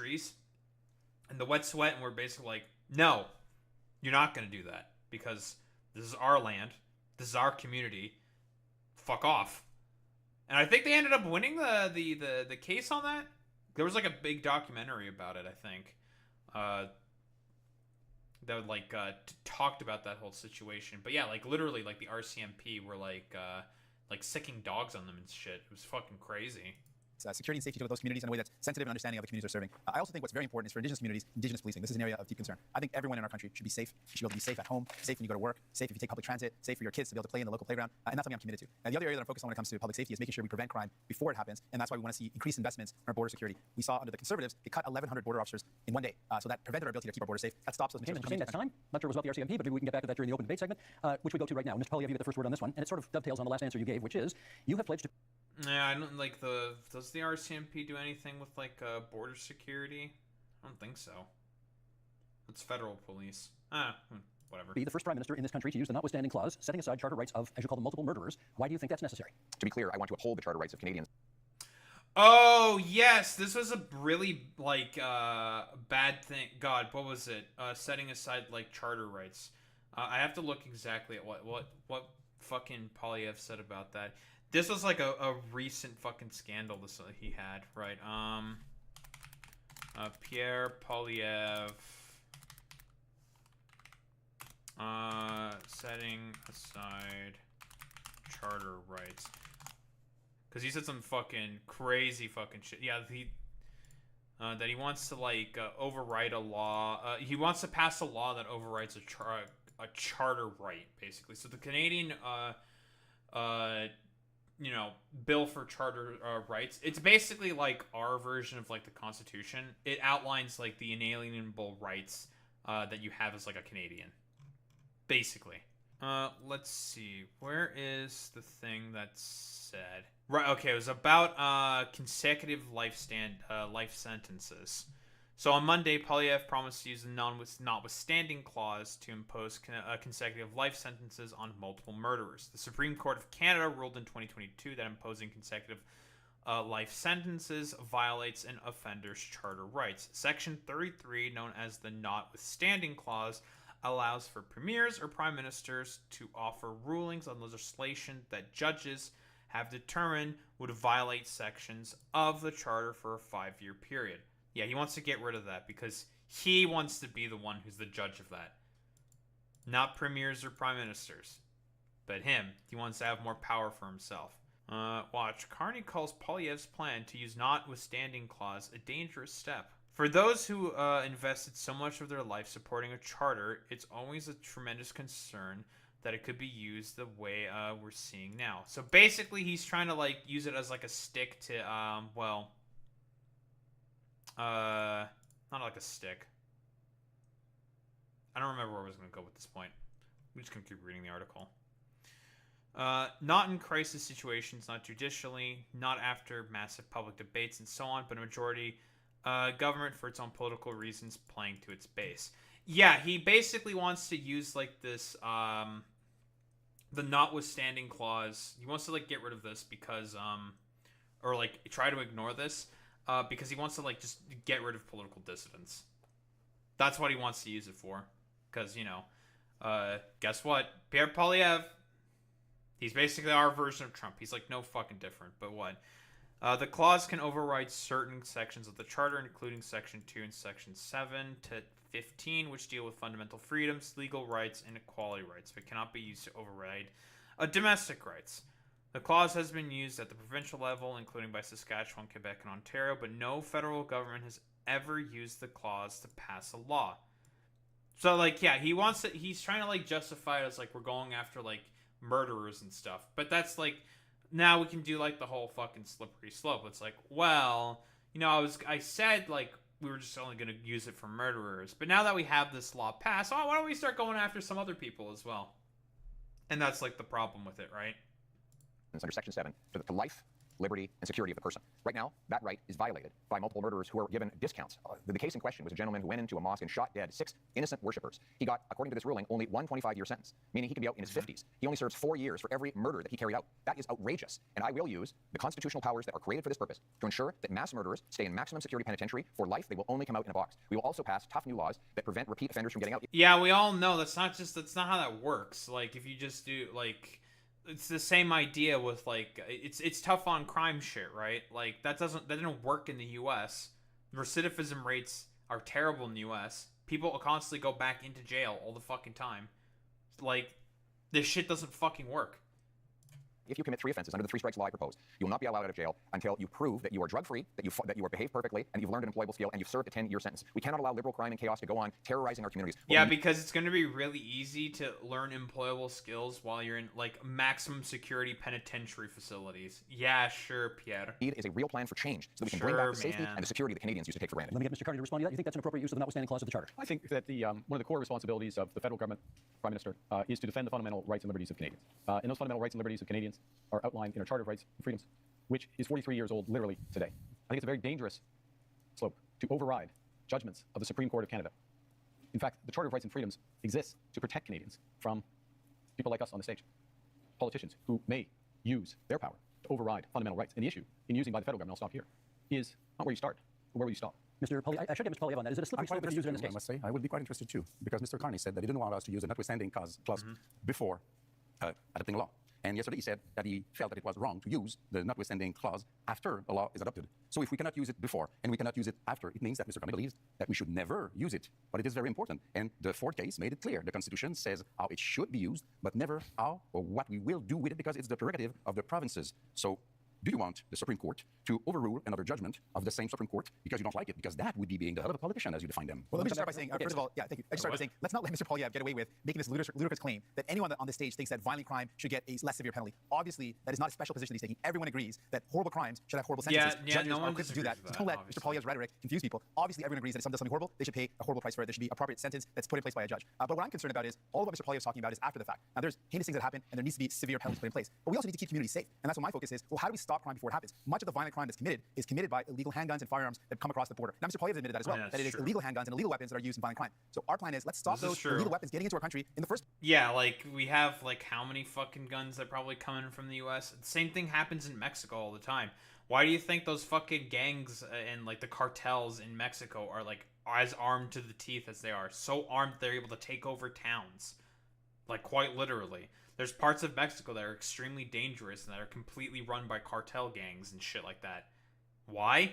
Because they have a bunch of U.S. arms that they bought and got like illegally made and smuggled into Mexico that came from the fucking U.S. Same shit happens here. place. And the way we do that is by having stronger border security officers and having more people on the border. Mr. Pierre Poilievre, when he was in power in the Conservatives, they cut the number of border officers. They reduced the number, weakening our borders. Can't trust them. Let's get back to Mr. Poilievre on the issue of whether using the notwithstanding clause under these circumstances would be a kind of a slippery slope and encourage politicians to use it more. No, we will use it to protect the charter rights of law-abiding Canadians. I'm interested in the rights of victims. Mr. Carney seems to be very interested. Yeah, what do you mean by law-abiding Canadians there? Because, like, dude's the exact same as Trump, right? We all know what Trump means by law-abiding Americans, right? He means, like, fucking white people, generally speaking, because a bunch of, like, permanent residents and even citizens of America have been fucking detained for example, protesting for Palestinian rights. This has happened in the U.S. Those are law-abiding fucking citizens and permanent residents of the United States, but they've been fucking detained by federal police forces. Interested in the rights of criminals. He says that it's dangerous for me to ensure that mass murderers stay behind bars for life. You know what's dangerous? Turning them loose on our streets. I don't think you appreciate, sir, the chaos that is unfolding in communities. In Toronto right now, the police have been forced to tell people to just let the thief steal the car. When they break into the house, just take the keys. Just let them take the keys so that you don't get hurt. People are living in terror in many of our communities precisely because of the catch and release bail law, C-75, which requires judges. Yeah, but that's because they have a bunch of guns, right? Like, it is assumed that they probably have a fucking weapon. So, you know, it's just like, dude, like, if they steal the fucking car, at least you're not getting shot. Just release the accused at the earliest opportunity under the least onerous conditions. Every single member of your Liberal caucus and your Liberal cabinet voted in favor of this bill, and they're all determined to keep it in place, despite constant promises to the contrary. Mr. Carney, Canadians deserve to live in peace and security. That is the right that I'm fighting for a change. I'm fighting for that as well, and let me be specific about two things that have been raised. Guys, we're just gonna, like, randomly apprehend as many people as possible and throw them in jail, and that's probably gonna be okay, because that's what Pierre Poilievre wants to do. Like... is with respect to these issues of car theft, home invasion, and I'll use the GTA area where there has been sharp increase. How do you attack that? You attack it several ways. One, you increase the criminal penalties for that happening, particularly if you're part of a gang, particularly if you use a firearm. And you will do that? And we've doing so. We've committed to doing so. You put in place a reverse onus in terms of bail, so that it has to be proven that there's not a risk, which we've also committed to. And then you go to what Mr. Singh was talking about, which is we have to reinforce our frontiers. That's why we're committing to an extra 1,000 Canada Border Service agents, an extra 1,000 RCMPs. That's why, as part of the broader fentanyl initiative, where we've added to the RCMP there, we've added drones, we're adding helicopters, we're adding surveillance, and we're going to the other end of the chain with respect to car theft, which is tightening security at the ports. This is what we need. In order to get results, you need to focus where at both ends of the chains of the federal. Thank you very much. I want to talk about one of the issues that's come up is the idea of the public safety concerns around the overdose crisis and how this is devastating our communities. We're seeing so many lives being lost. In that, we know that one of the ways to address that is by investing in some of the solutions like mental health services and rehabilitation services. Services keep our communities safe, having access to those good services. Both Mr. Carney and Mr. Poilievre. Yeah, we had those Portugal style, like God, I always forget the names, like rehabilitation services. Like, you can go to like a site in like Vancouver or like in BC, typically we're like in Vancouver and stuff, where like if you're a drug addict, you're having problems with drugs, you go to this location, you shoot up safely, right, with doctors, and they help treat your problems, right? So in Vancouver, in British Columbia, we have these like the safe drug sites, because a lot of people would typically die from like overdose deaths or other diseases because of like used needles and stuff like that. We had doctors who would monitor these people and help them wean off of the drugs and eventually like be able to reintegrate back into society, right? That program got cut, so it's not as effective as it used to be. So so I think that's personally a great idea. In order, if we're talking about like, you know, homeless people like doing drugs or whatever, you want to be able to like help take care of that. Okay, get them a home, you know, house them somewhere. Don't let them just roam out in the streets, and also use safe injection sites. That's what they are. Safe injection sites. Injection sites. Poilievre are proposing cutting government spending and cutting those services. That's not going to make our community safer. We need to see better investments in rehabilitation services, more investments in mental health. We need to respond to this serious crisis in our country with care and compassion. I met with Moms Stop the Harm, an organization of moms that have lost their children to this opioid overdose crisis. They've literally had their children have died because of this. And they're saying we need to do everything possible to save lives, to stop this death from happening. And I think we need to listen to those moms, and that's my commitment. Mr. Melche. Two things as rapidly as possible. First, we believe that we should act on crime gangs and organizations, defining them as we do for terrorist organizations. We have to protect our kids from the violence of those gangs, from the drugs being sold by those gangs, from the guns and whatever else being stolen. What gangs are even in Canada, dude? Like, what gangs? By those gangs, and not sold, being, you purchase a thing and selling, sold by those gangs. And we mostly have to protect our kids from being recruited by those gangs, becoming violent at 13 and 14 and 16 years old, because this is the real fear of power. Okay, the only reason why stuff like that happens is typically people who are living in poverty. You talk of poverty, then like they're not going to want to join a gang. Okay. It's like I am. This is a very dangerous situation. I want to come back to immigration because we said that we would come back to immigration. Do you remember the Century Initiative? A sad memory. Officially, they said that they had not considered Quebec difference. They had not considered Quebec language. They wanted Canada to be a 100 million people country by the end of the century. Mr. Barton told me himself that he had not even thought about the Quebec difference in that analysis. And one of his closest collaborators is now Mr. Carney, which seems to be part of that kind of project or ideology. So it is impossible for Canada to have all those people coming to Canada. It is impossible for Quebec to receive all those people. And in Quebec, we have the language and values and secularity of the state issue, which is very important. So I say, pose. Let's do things properly. Let's receive migrants in an orderly fashion and successfully as a measure of respect for them also. Ms. Polyev, you want a word? I speak to families all the time. We're terrified by the scourge of drugs and illegal guns. And we know those guns are not Grandpa Joe's hunting rifle. So when the Liberals try to ban hunting rifles, they're really going after the wrong people. 90% of guns that come in that are used in crime are smuggled illegally over the porous, Liberal-run borders. And that's why the police, it's not true. And that's why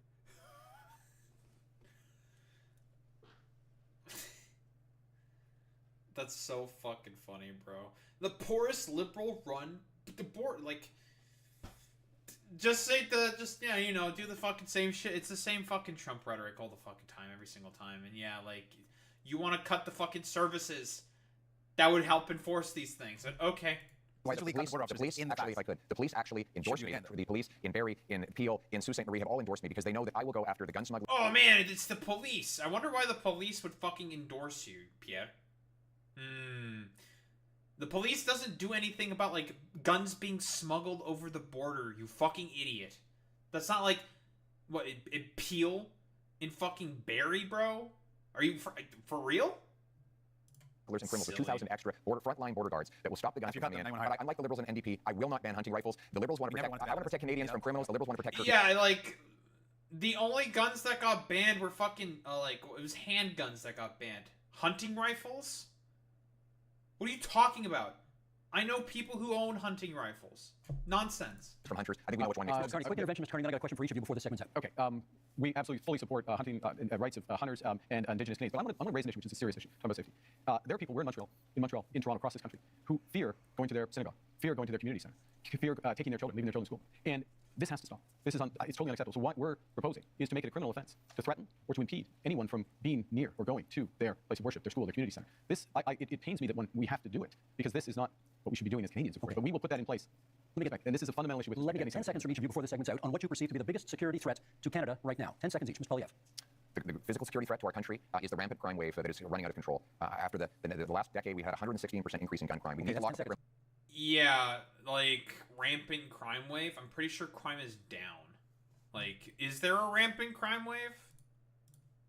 Again, like, is there a crime wave in Canada? Well, this graph only goes to 2022, so there was a bit of an increase because of COVID. Police reported crime in Canada 2023. Let's see. Down in Nova Scotia, New Brunswick, up in PEI, Newfoundland, Labrador, Quebec, Ontario, it's up. Manitoba, it's down. Alberta is down. Saskatchewan, it's up. And then the Territories, up. And British Columbia, it's also up.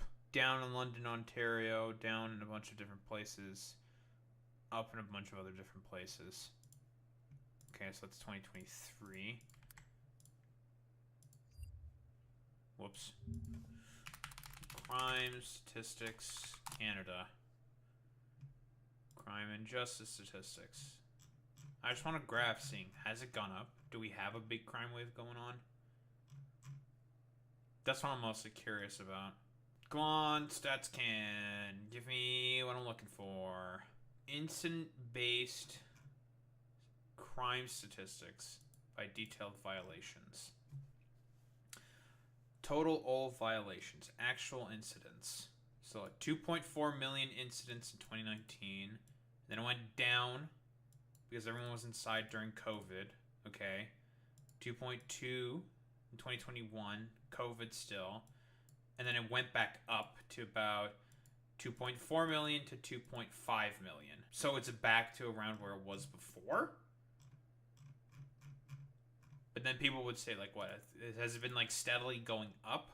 That's only 5 years. Now, here's the chart. From 1998 to 2023. Well, it's only to 2023. So it was down in 2014 when the Liberals basically took power, and it's been steadily going up.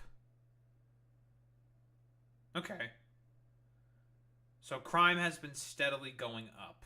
I wonder why it was so high in 1998. Do we also have like our own like 90s crime wave sort of a thing? And then Harper gets in. When was Harper Prime Minister again?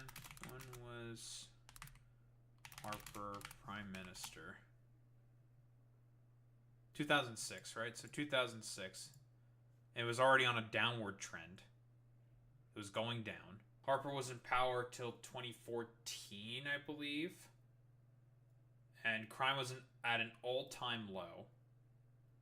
And now it's starting to go back up, like, a little bit. So is that like a giant crime wave then? Violent crime severity index is what's so far what I'm seeing here as like the main sort of outlier. So there's a bunch more violent crime that's happening. I wonder why that is. Couldn't be because of all the guns that are being illegally smuggled into the country, right? That surely doesn't contribute to that? Well, you know. I got to hold you to 10 seconds. Mr. Carney? Well, we're in a security section. I think we didn't have a chance to talk about anything internationally. I think the biggest security threat to Canada is China. China, you say? Yeah. Mr. Singh? Biggest security threat, illegal guns and drugs coming across the border, and customs services that would make our public safety and security even worse. Last word to Mr. Blanchet. The fact that neither Quebec or Canada is able to protect itself and that we are still dependent and entirely dependent on Americans to protect us. Okay, that is the end of that section, gentlemen. Up next, energy and climate. Energy. Pipelines, getting things built, unleashing production. We are unlocking major infrastructure projects, including in conventional energy, oil and gas. We're speaking thousands of dollars a year for each family to pay for the damages of climate change. We can absolutely build important projects like an east-west energy grid. Energy and climate change. I know how much all of you love talking about pipelines, so here we go. Mr. Singh, to you first. Should Canada build new pipelines to get our oil and gas to market? Well, it's not an approach I favor with public money. There's not any projects that are on the table, so it's not a specific project to look at. I favor, when it comes to the environment, building an east-west energy grid that connects low-cost energy and allows for families to reduce their electricity costs. But let's put this all in context. We're talking about what our energy solutions are in the context of a climate crisis. And we're not just talking about a climate crisis in the far future. We're living it right now. I remember I met a mom a couple years ago before I had kids who told me she was worried about taking her kids out on some days because of the forest fires in BC. It meant it was unsafe for kids to go outdoors. Fast forward to when I became a parent just a couple years. Dude, at like yearly, it's just been getting fucking hotter and hotter and hotter, dude. Like to the points where it's just fucking unbearable, dude. It's crazy. We've been hitting like, I'm ready. It's time for the next like record like heat day or heat wave day or some shit. I'm ready. That, and I literally worry about the same thing. The forest fires we saw a couple years ago meant that many places that didn't see this before saw days where there was such smoke in the air that it was dangerous for kids. We've seen extreme weather, forest fires, heat domes, floods impacting. Yeah, we've been having a Thank you, Mr. Singh. Next time, Ms. Polyev, where does fighting climate change land on your list of priorities when it comes to expanding energy opportunities in this country? It lands within our priorities of bringing home jobs while bringing down emissions around the world. Look, the reality is that if we push production out of our country to more polluting countries, it actually makes the problem worse. But that has been exactly the liberal approach. With the anti-development law, C-69, blocking of 15 LNG export plants over the last 10 years, we have seen more of those jobs go abroad. Guys, if we just deregulate the energy companies and they just build a bunch more pipelines, we can like bring down emissions somehow, forehead. If we just gotta build more like fossil fuel plants, that'll totally bring down emissions, forehead. I want to bring them home. My plan will be to approve, for example, natural gas liquefaction and export. If we sent our gas to India, for example, to displace half of their demand for electricity, we could reduce emissions by 2.5 billion tons, which is 3 times the total emissions of Canada. That's the way we bring emissions down and jobs up. It's common sense, and now it's time to bring it home. Thank you, Mr. Polyev. The next question is for Mr. Carney. How would your government fast-track pipelines and mining projects while also following the Supreme Court decision that requires consent of Indigenous communities? Well, I think the first thing, and this goes back a bit to where we started, which is recognizing that we are in a crisis. We need to act with maximum force and having a process and a consultation, but a consultation with a purpose, which is to identify those projects, those investments of national interest that are really going to move the dial in terms of growth, jobs, energy security, while being consistent with long-term competitiveness, which necessarily means lower carbon. And so part of that process is ensuring that First Nations, Indigenous peoples are there from the start. It also includes their ability to participate fully in those projects. And that's why, and I know I can tell, you've got to tell them when I've gone on too long, so I'll finish up, which is that's why we're doubling. Our proposal is to double the Indigenous Loan Guarantee Program to $10 billion. What does that actually mean? It means an ability for them to invest equity in those projects and be full partners. Thank you. My tell is my clock, and my clock is at 0, so that's how it goes. Mr. Blanchet, do you still oppose pipeline construction in Quebec, even though a majority of Quebecers now apparently say they support it? We will know about that when we have held the debate about that, which has not begun yet. We are just beginning it. First, we are hearing very creative numbers, and we are being fed nonsense, and we will be back to it in a few minutes. But energy, trade, commerce is from south to north or north to south, and it's true in Quebec also. In a little more than 3 years, Donald Trump won't be in office, and there will be not one more pipeline having been built once we get there. So let's be serious, responsible, and we will be back with the numbers we don't want to pay in Quebec for such monstrosities, which will provide us with nothing. We now move to open debate, and you all will get a chance, or have had a chance to get the first shot at this. Mr. Blanchet, it is your turn to get the first shot. Canada has a substantial supply of critical minerals, which are in high demand. Are you in favor of allowing these minerals to be mined? Of course, it has to be done properly. Quebec has probably the most important clean phosphate reserves in North America. In Saguenay-Lac-Saint-Jean, it is very important. It has to be exploited. This is the best way to use Paul Saguenay as an infrastructure that we need. We have lithium. Everybody needs lithium. Transportation has to be taken from oil to clean energy. This is what we want to be working on. It is part of the specificities, specifics of Quebec economy. So we are in favor of that. But we don't want to pay for the $30 billion which have been spent on oil and gas by the Liberals last year. It's $7 billion from Quebec. We don't want to pay for the $40 billion which have been spent by the Liberals on Trans Mountain. It's $9 billion from Quebec. Those are $16 billion of which not $1 has been spent in Quebec to develop a lot more power and wealth for Quebecers with our own money. We need to let the leader of the Liberals respond. Well, actually, I was going to pick up on the enormous opportunity that exists in Quebec, exists in Ontario, exists in the north of Canada, really exists across this great nation in terms of critical metals and minerals. We are have one of the biggest resources in this country. And it's not just an enormous economic opportunity, it is a strategic opportunity for Canada. So we have to make a decision, not just to develop it, but how do we develop it and who are our partners for it? Do we become more dependent on the United States, which is what they want? By the way, President Trump this week said he might put a tax on critical metals and minerals, just showing again. And so the discussion, let me finish. So the opportunity includes in Europe and includes in Asia as our partners. Last point. I mean, like, currently what? Trump is the one who's currently in power, and also, like, we can make the broader assumption. So, I mean, it's pretty important to consider, like, what Trump thinks, because, like, Trump is still the Republican Party. Whoever's going to replace Trump is going to be, like, I don't know, probably another Trump or some shit. It depends on who has the sauce. Who has the mandate of Trump heaven? Very important. In order to get it done, So it's we'll put in important to know place how the to first and deal last mile with fund. them. So these projects are connected to road and rail, so they can go quickly to market. And we will have all of the other fast-tracking measures in place that I talked about earlier in terms of capital, timing, approvals, so that we can move quickly, we can be stronger at home. I think we should absolutely take advantage of the fact that we've got incredible amounts of critical minerals in our country. And the way we do that is with any energy project or any project of this nature, make sure it's got the local community buy-in, it creates good jobs in communities, make sure we're meeting all our environmental needs, and we work with Indigenous partnership. And so I absolutely agree with that. I want to build on something Mr. Blanchet mentioned about the investments that this country has made. What I found very troubling is that the past number of years, the Liberal government record is one where we have spent the most subsidies compared to any other country in the G7 on subsidizing oil and gas. These are highly profitable companies. I think that's the wrong thing to do. We fought against it again and again, and then the Liberals have continued to do it. And so my question really to Mr. Carney is, will you commit to ending oil and gas subsidies? We should be using that to invest in people, not giving it to highly profitable oil and gas companies. Yeah, I promise Mr. Polyev next. We'll come back and get that question answered. Mr. Polyev.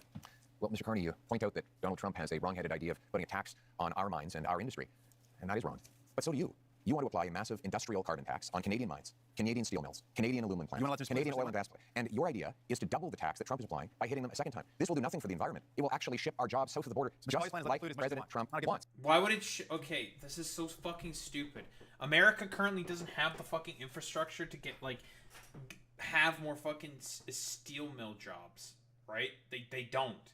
There's a lot of abandoned steel mills that exist, but they don't have the current capacity for being able to do base rudimentary production.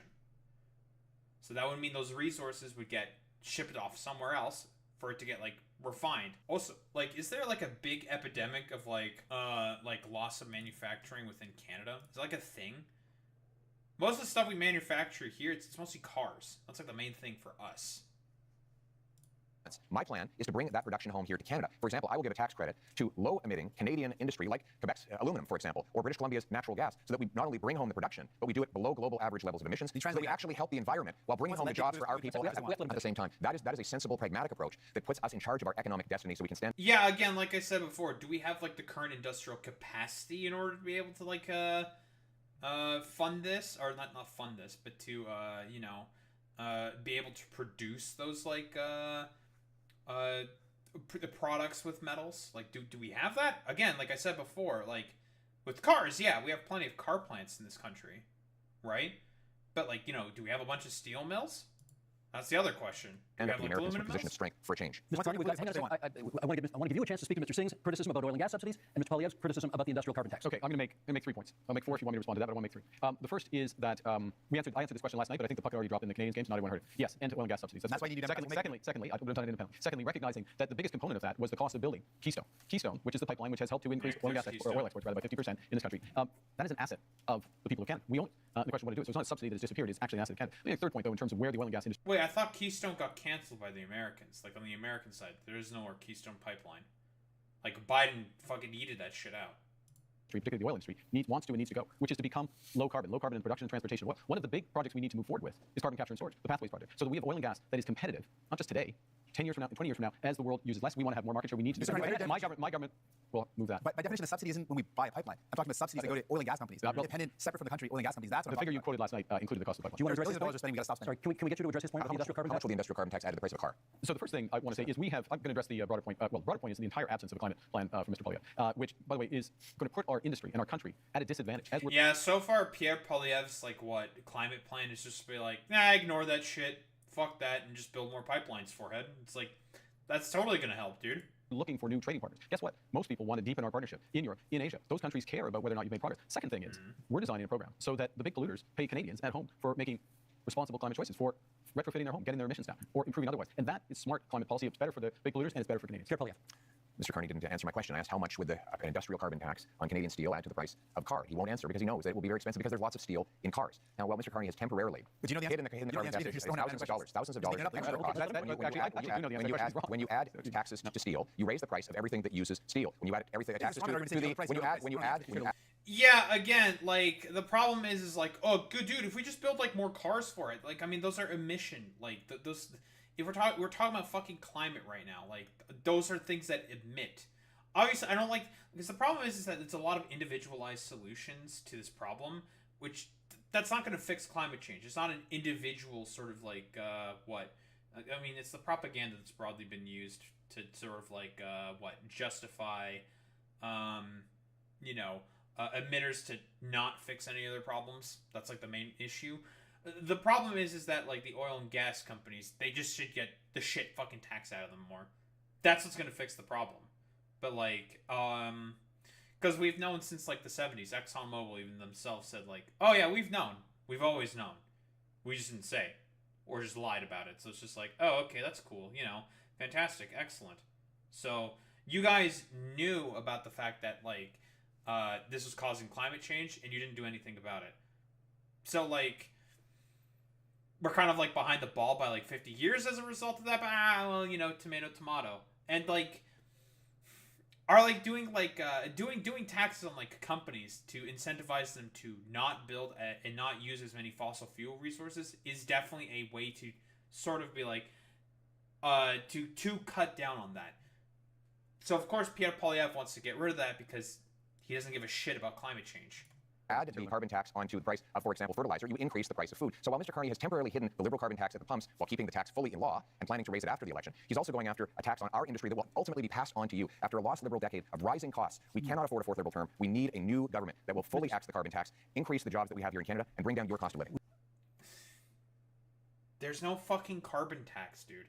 The industrial carbon tax isn't even in place. This is about companies that are trying to make companies lower their own emissions costs. That's the point of it.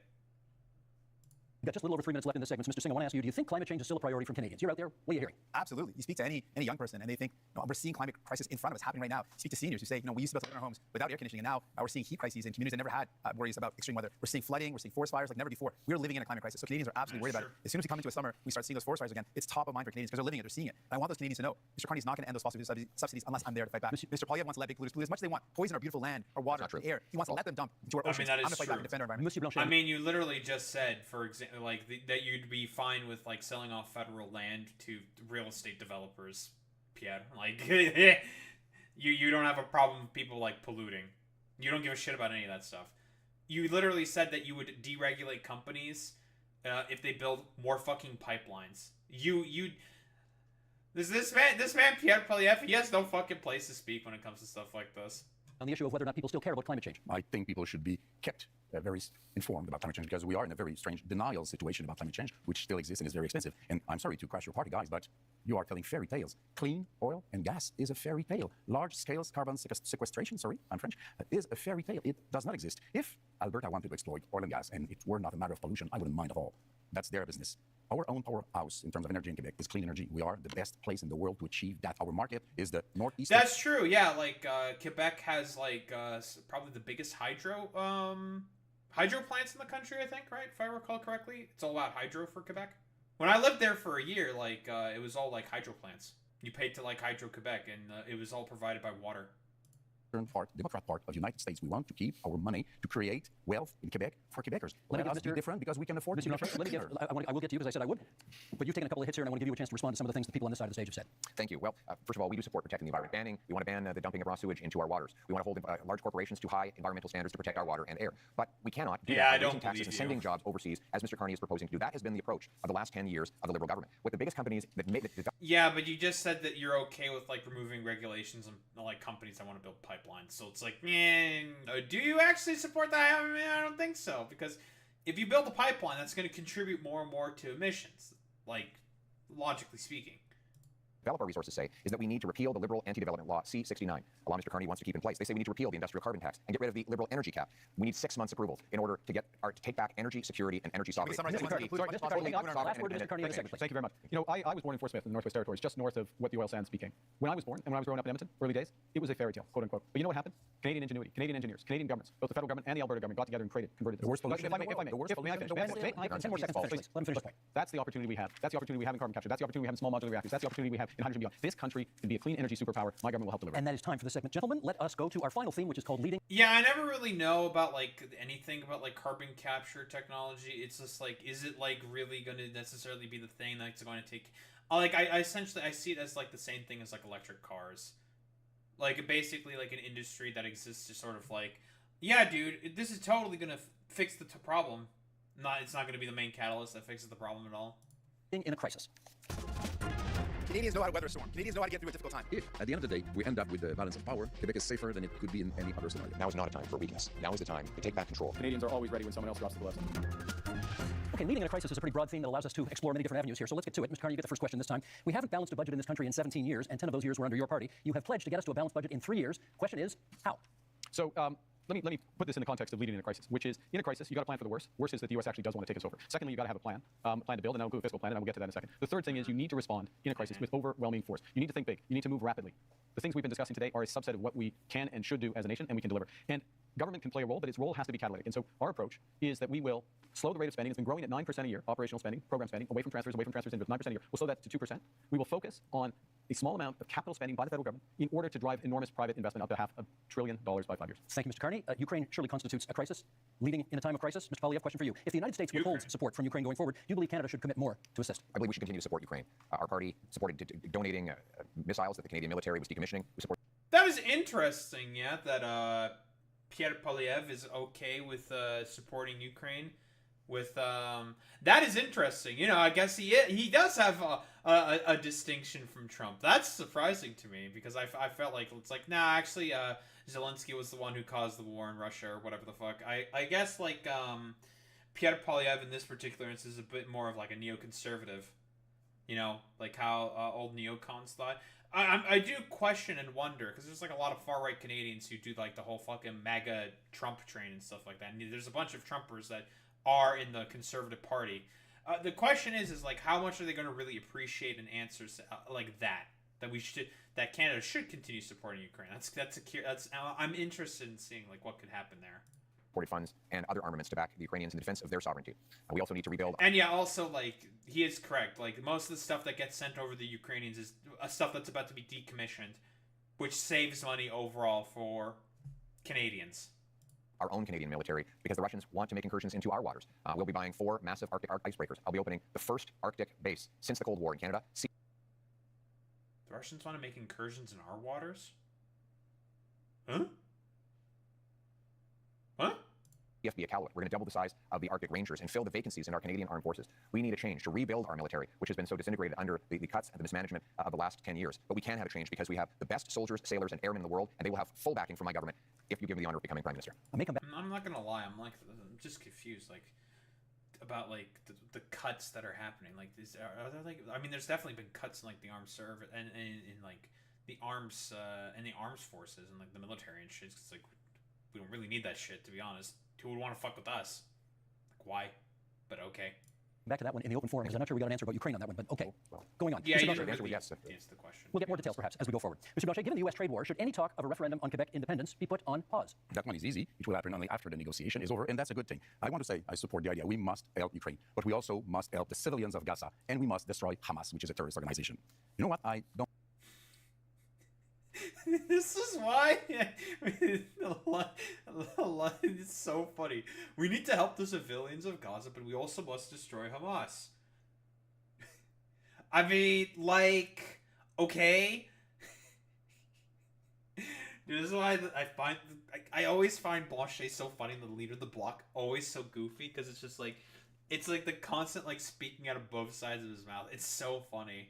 Don't want to be the leader of Canada. You will understand that. I don't want to be prime minister. But I can offer to be a partner, a responsible partner, a collaborative partner. If Quebec is respected in its differences, in its aluminum industry and lumberwood industry and culture and French language and values of secularity of the state, which is the price to be paid in order to have real equality, then if we are respected, we will be a partner, and then even Canada will be stronger in its negotiation against Donald Trump. This is what I am offering. Respect us.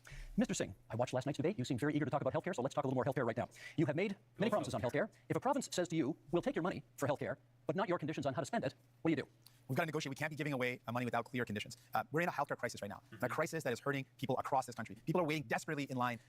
Yeah, hey, Doug Ford, why the fuck are you, like, cutting into nurses' unions all the fucking time and cutting away the fucking budgets for healthcare all the time so you can build, like, a random fucking spa in fucking Toronto or some shit, making lines worse?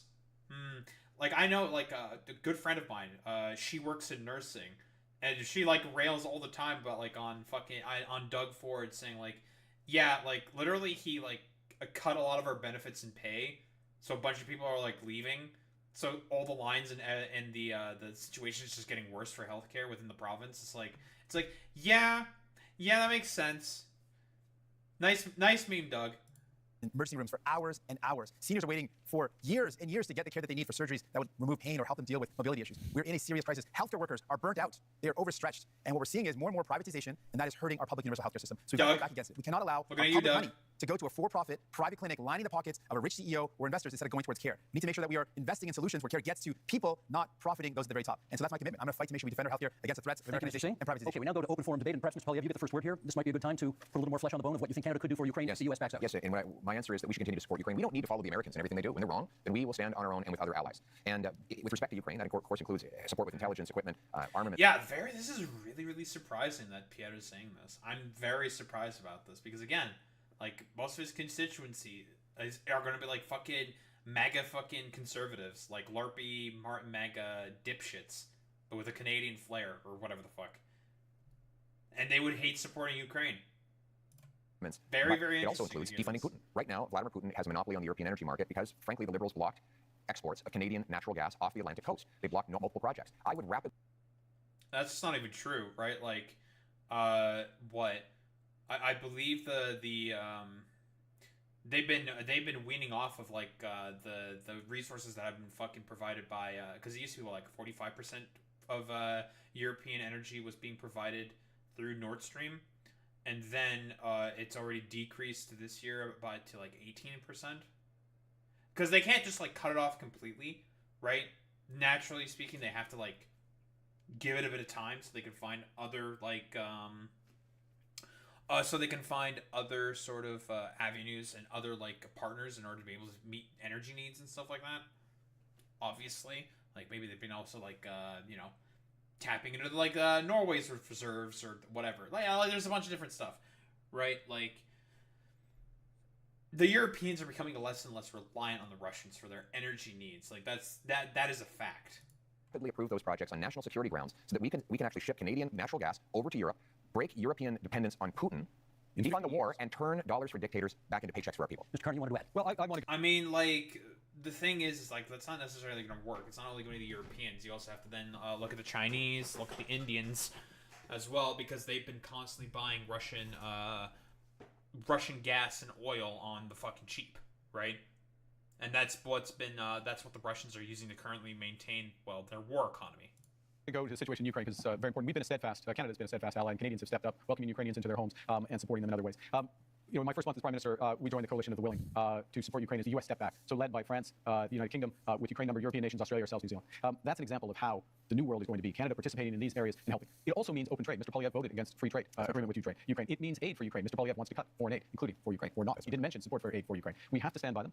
We have to be there, and this government has been. Mr. Singh. New Democrats absolutely support standing with Ukraine and will continue to do that. But I appreciate the opportunity in talking about leadership and crisis. Love Many of the Ukraine. crises we're up against. And one of the crises we're up against in our country, with the threat of Donald Trump, with the threat of the trade war, and with the privatization and Americanization of our healthcare system, is the healthcare system. And what we have learned today, Mr. Carney mentioned slowing operation spending. That's a cut to services. He said his plan. He has a plan to balance the operating budget within 3 years. That's going to require massive cuts to spending. We calculated that at $43 billion in cuts. In fact, Rosemary Barton, when he was on the show on February 16th, he said we cut spending. He said it would be in operations. He defined it as transfers and health. And finally, longtime Liberal and former House Leader Karina Gould said that Mr. Carney's plans would mean massive cuts. That's the only way to achieve it. So, Mr. Carney, do you think it is leadership to cut healthcare at a time when it is in crisis? I think it's wrong. You can't do that.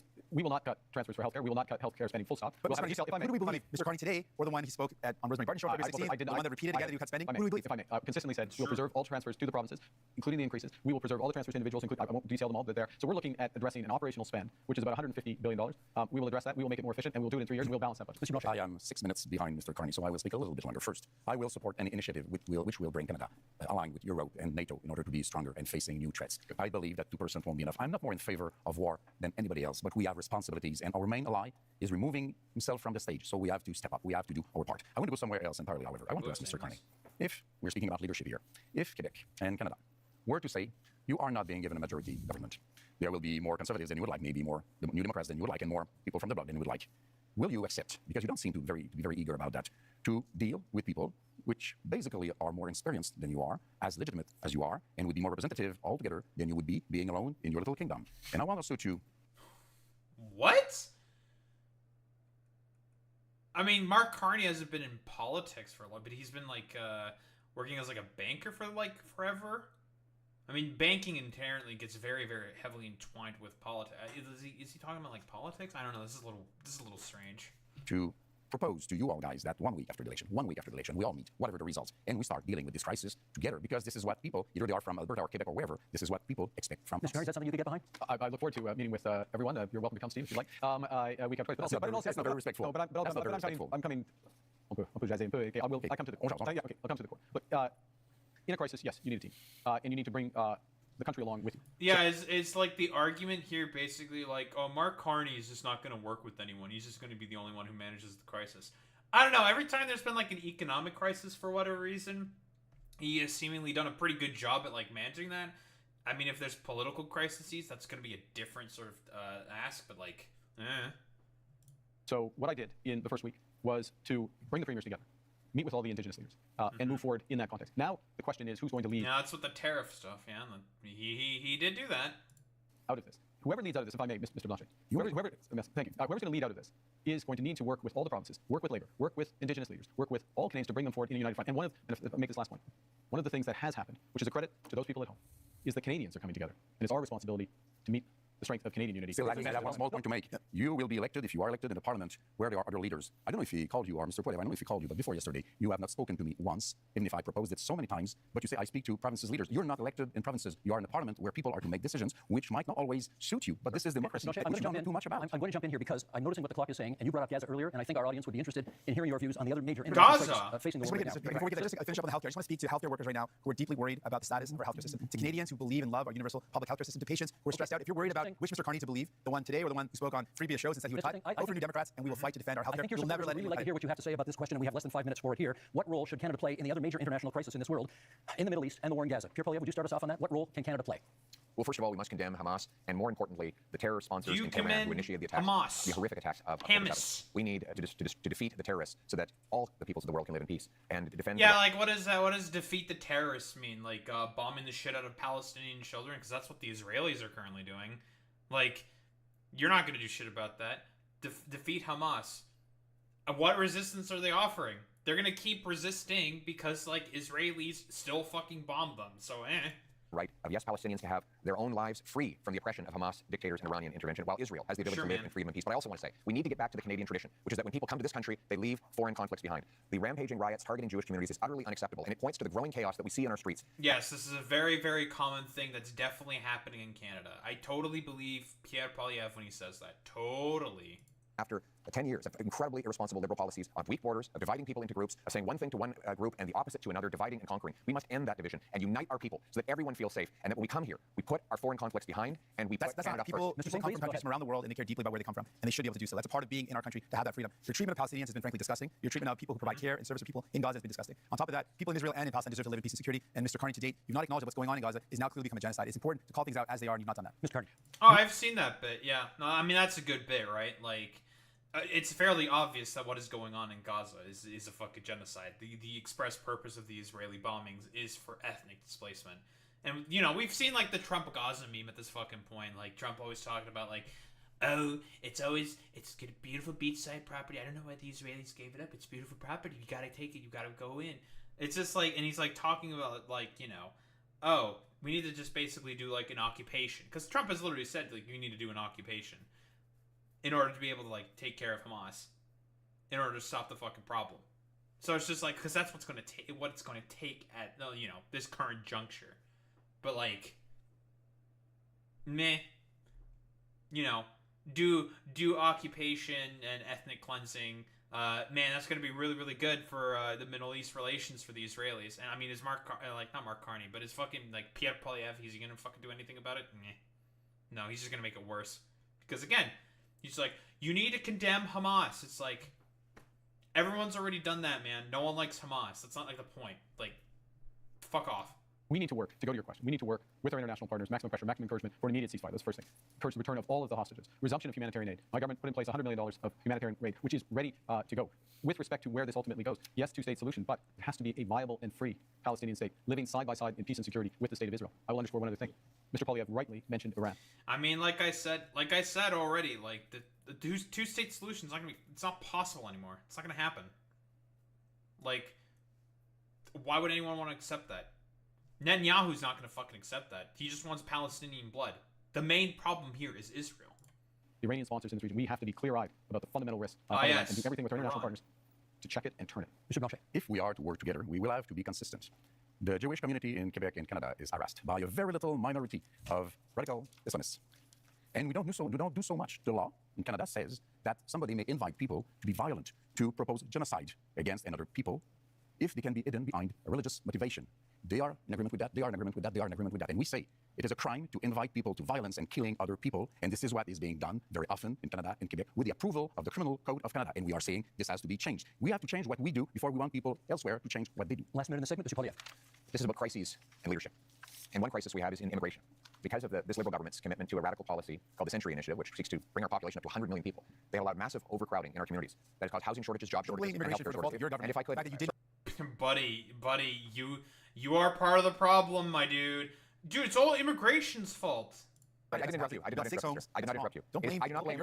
Yeah, don't blame immigration and immigrants for the fucking, like, housing crisis, for housing shortfalls. You had a part to play in that. Okay, like, shut the fuck up. You don't give a shit about that. You just want to demonize immigrants. Let him finish. I do not blame immigrants. I blame the Liberal government, which brought this policy on. And Mr. Carney wants to continue with this. Sure, man. This is crazy. We have to get back to normal levels of immigration. Get rid of the fraud in the temporary immigration system and ensure that the people who come here can arrive in numbers that we can house, employ, and care for. That's how it always was, and that's how we're going to restore it. Thank you, Mr. Poilievre. That is our time for this segment. Those are our 5 themes, but we are not done yet. We are entering the next section of our debate tonight, what we're calling the leader's choice, something a little bit different. Each of you will get the chance to ask a question, any question, of any other leader. You can debate the answer, and each one on one will last for 3 minutes. So, Mr. Singh, you have the first option here. Who do you want to ask your question of? Mr. Carney. Go for it. Mr. Carney, as chair of Brookfield Investments, your company is one of the biggest tax dodgers in Canada. As chair, you approved decisions where Brookfield Investments bought up affordable homes, kicked out the tenants, and jacked up the rates. As Prime Minister, one of the first... This is cool. Yeah, it's a 1v1 little, like, a dude just gonna, like, ask a question. That's fun. I like this. Yeah. You did was a tax cut that helped out mostly millionaires. And you have a plan to cut services for people. I expect that of Mr. Pierre Poilievre and the Conservatives. That's very much a conservative plan. But my concern is that doesn't sound like what people want for a liberal leader. So my question to you is, Mr. Carney, whose side are you really on? Thank you very much for that question, Mr. Singh. I'm on the side of Canadians. I'm in this for Canadians. I work for Canadians. But you know, I have a track record of public service for this country. Go back to something Mr. Blanchet referenced earlier, which is have I resolved any crises? We're in Quebec. If you ask anyone in the finance industry, if you ask anyone in government in Quebec in 2008, they'll know that I resolved the biggest crisis in Quebec. Yeah, you want to have fun? But $60 million. I'm in fairness with Mr. Yes, I have had a long career in the private sector. I'm proud of that career. I've always acted with integrity, and it brings me with experience that I can apply in this moment of crisis. And you certainly served the country.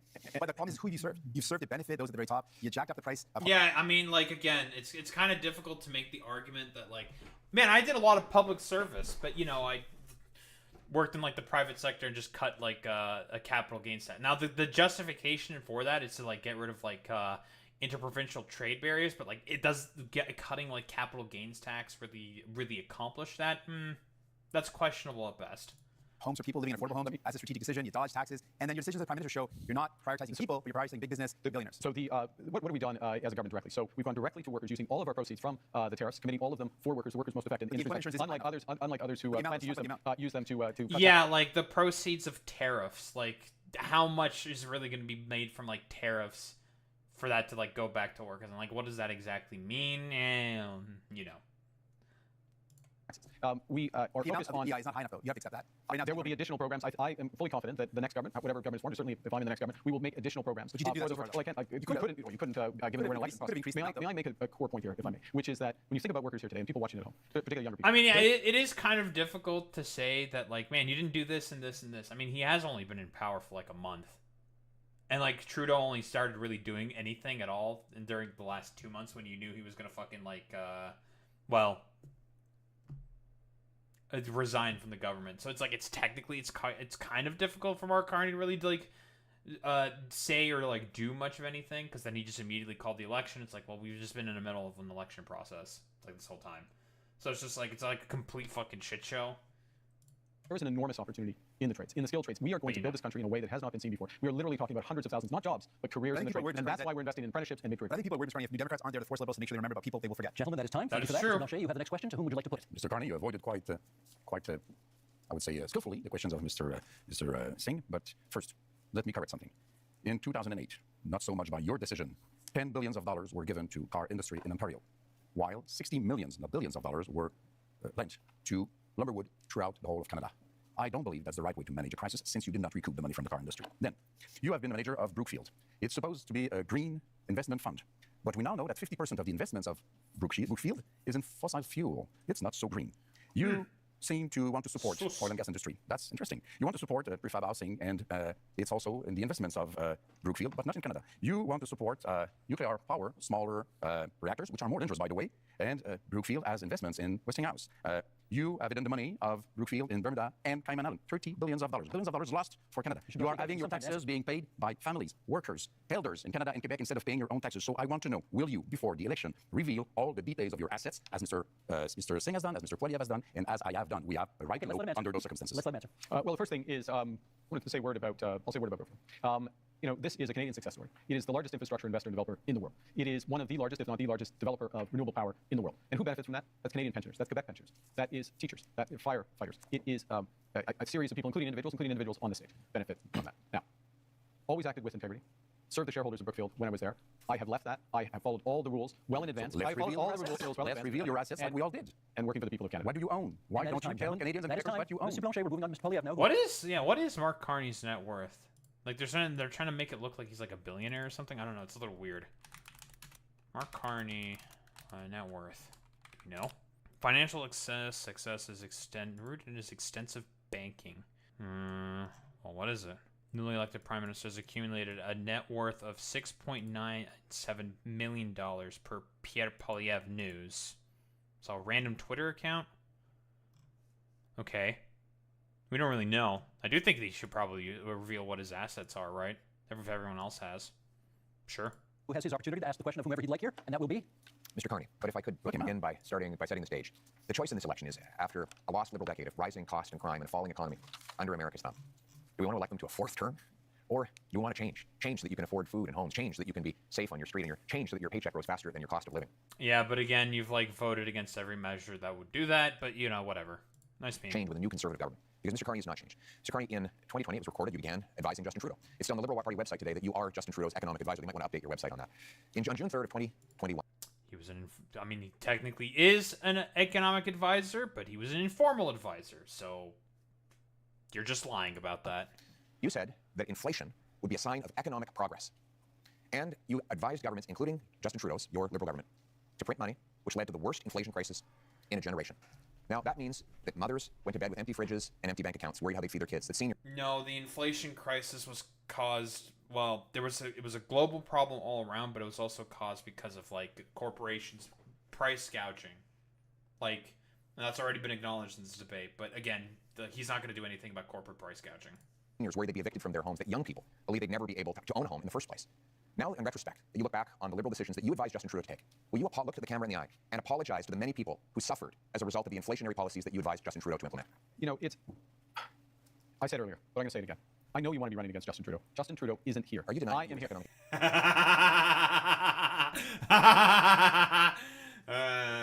That is funny. It's like, yeah, it's like, Pierre, he's not here, bro. Like, I know you want your butt buddy real bad, but like, he ain't here, little bro. Like, little bro, he ain't here, bro. Come on, man. Advisor? I did not provide any of that advice. I did not provide any of that advice. I'm sorry.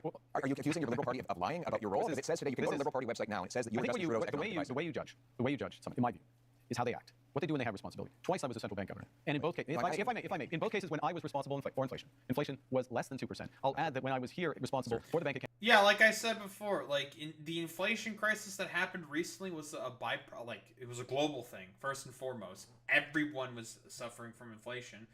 But because of all the fucking price gouging and shit that happened, whoa. It was the corporations that were, like, using inflation as a justification to jack up their fucking prices. Is Pierre Poilievre going to do anything to, like, rein in the corporations to regulate something like that? I don't think so. Canada, inflation was less than 2%. Our dollar was at parity. That is the kind of success that I can deliver for this country coming on this crisis. And what is at stake here? What is at stake? What is at stake here? If we bring it back, if I may bring it back, in a generation. Again, like, because, like, again, Pierre Poilievre's sort of argument is, like, dude, like, you giving out money to the poorest, to the people who needed it during the fucking pandemic, because that's his argument right now. That's basically what Poilievre is saying. Because, Mark Carney was an informal advisor during the COVID pandemic. And we don't even know if, like, Mark Carney was, like, the main guy who suggested who suggested to Justin Trudeau to basically, go ahead and give money to people, right? In order to be able to pay rent, food, bills, money in order to be able to get through the pandemic, obviously. Because everyone, like, was stuck inside. A lot of people lost their jobs, yada, yada, yada. We all know the meme, whatever. There's no evidence to suggest, like, that Mark Carney was, like, the main guy who suggested for Justin Trudeau to do that. Maybe he did, and that's good. Whatever. Great. Excellent. The inflation that happened, which was going to happen naturally because of the pandemic, but also because corporations used inflation as a justification to raise their prices. It was corporate price gouging. That was the problem, and which has been already broadly acknowledged. Poilievre's not going to do shit about that. Because the policies that you implement, and those of the MPs that are still in your ministry, to the fellow Canadians, crisis which the last 10 years has been about the Liberals, the next 10 years should be about you. And that's time. Mr. Carney, good news is the next question is yours. Well, I'm going to ask myself a question. Actually, I'm going to ask a question which has been troubling me. And it's troubling me because we are in a very dangerous and divided world. Who is it to? I'm going to ask a question, Mr. Poilievre. We're in a dangerous and divided world. We talked earlier about the challenges in the Middle East, the threat from Iran, threat from Russia, Russia's aggression in Ukraine. We have the threat from China, which I raised. We have the United States, which is fundamentally changing its security relationships, its commercial relationships. We have all this. And in the context of that, everyone on the stage, Mr. Blanchet, Mr. Singh, myself, we have our top secret security clearance. We have our top secret security clearance. I got mine within 3 weeks. It wasn't hard. Ooh, I've seen this, but yeah, like, this is something that David Dole covered. It's like, yeah, it's pretty revealing. But I felt it was important that I had it so I could be in a position to be informed about that dangerous world and take decisions on it. And Mr. Poilievre, it is now 950 days, if my numbers are right, since you've had the opportunity to get your top secret security clearance, and you've refused. Why? Well, first of all, I have got my security clearance when I was a minister. I got top secret clearance at the time, so there's no problem getting that.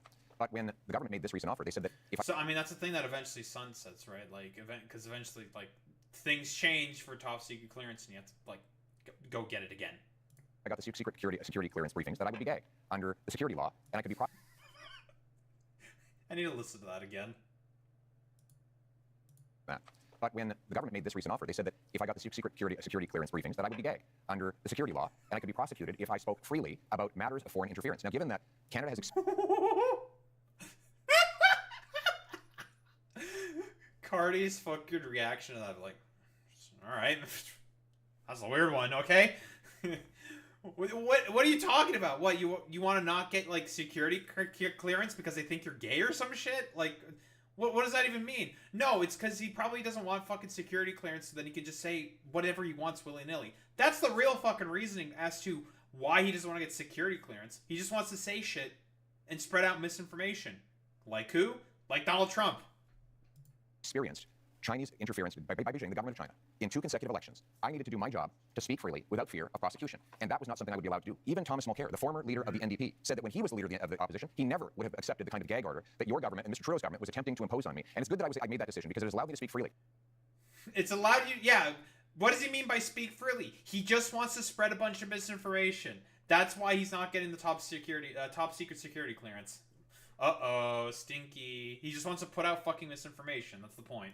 About things like the case where one of your candidates, sir, actually said that he wanted to send a political opponent to China under a bounty threatening his life or imprisonment, and you refused to get rid of him. Now, it might have something to do with the fact that you went to China not long ago to get a $250 million loan for your company. But the reality is, you refused to stand up for a Canadian who was being threatened by a foreign government, and I was able to speak freely on that matter because I refused the gag order that the Liberal government attempted to impose on me. Well, there's a couple interesting things. I think people at home have seen a robust debate here, and it's been a robust campaign, and it has not stopped Mr. Blanchet or Mr. Singh at times during his campaign by making challenges with respect to these issues. So one can address it. I will observe, as someone with the top secret security clearance, that China is not the only country that is accused of foreign interference. And gentlemen, that is time for the segment. That's our time. Now, closing statements are still a few minutes down the road, so we have a little bit of time for some quick hit Q&As for each of you right now.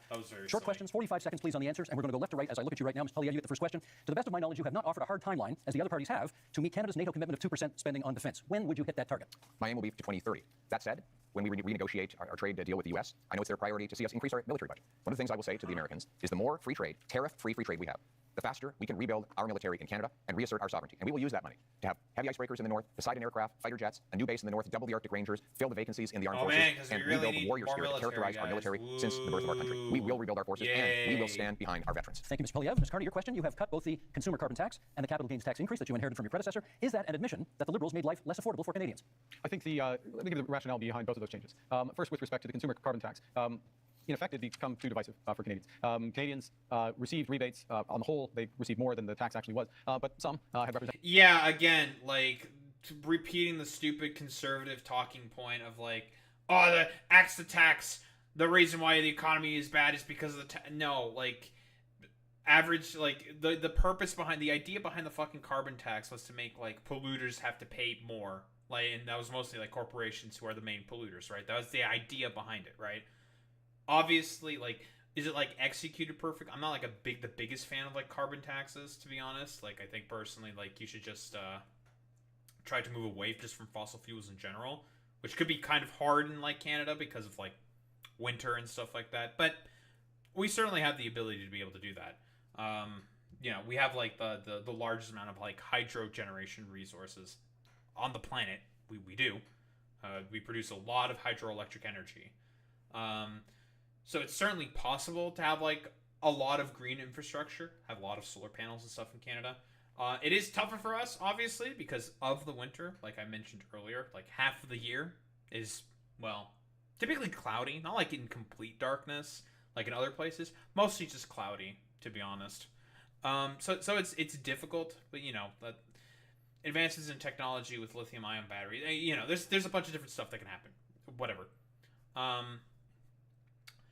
The thing is like with the carbon tax, it's like for average consumers, most people didn't really pay anything. Most of them got rebates back based off of like what main polluters were paying. So like to say it's because of the carbon tax that was a failure on like, you know, on like the individual is just silly. That it was a tax without a rebate. It became divisive. It didn't serve its purpose. It made a relatively modest contribution to overall climate goals. I got rid of it. First act, made Canadians whole. Secondly, but with respect to the capital gains tax, it's come up again, I'll be quick.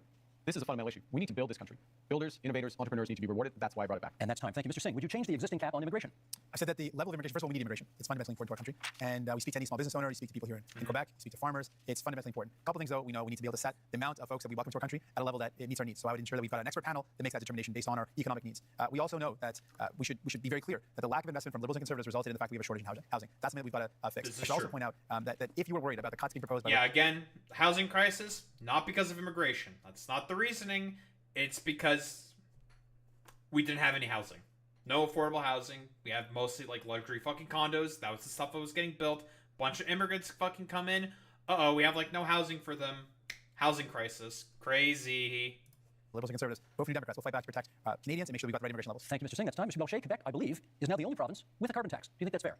It's not entirely true. It's not a tax. What Quebec has is a system by which we invite big emitter, big emission companies, I don't know how to translate that, to reduce their emissions. If they do not, big then emitters. they have to pay. It goes into a fund, which is invested then in reducing emissions. Our partner is California, which makes this a huge deal about reducing emissions. This is what we do. This is to be compared to what Europe does. And by the way, Europe would impose tariffs on Canadian oil if it ever got there.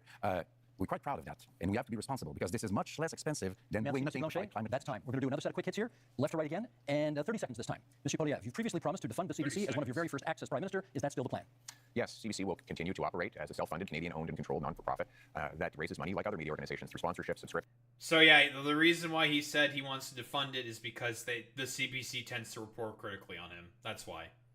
Advertising, licensing fees, and also because like conservatives hate like a free open press. They hate public press because generally speaking, since they're not tied to the profit motive, unlike in American media, the reason why a lot of it is just so fucking dog shit is because a lot of them are tied to the profit motive. So because they have to maintain access or risk losing those revenue streams, whoa, quality of reporting tends to hit the fucking shitter. Crazy.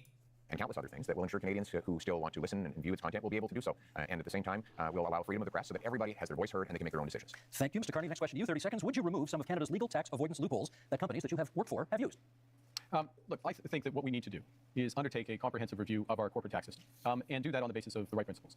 We've got to have fairness, transparency, sustainability, and competitiveness. Yeah, so what does that mean? Corporate tax system, including being part of a international minimum corporate tax through the OECD. And that is time. Mr. Singh, the question for you is, if you hold the balance of power after this election... Yeah, the problem is you can't go too much into it. Like, that's pretty vague. Didn't really answer the question. That was more like a, yes or no.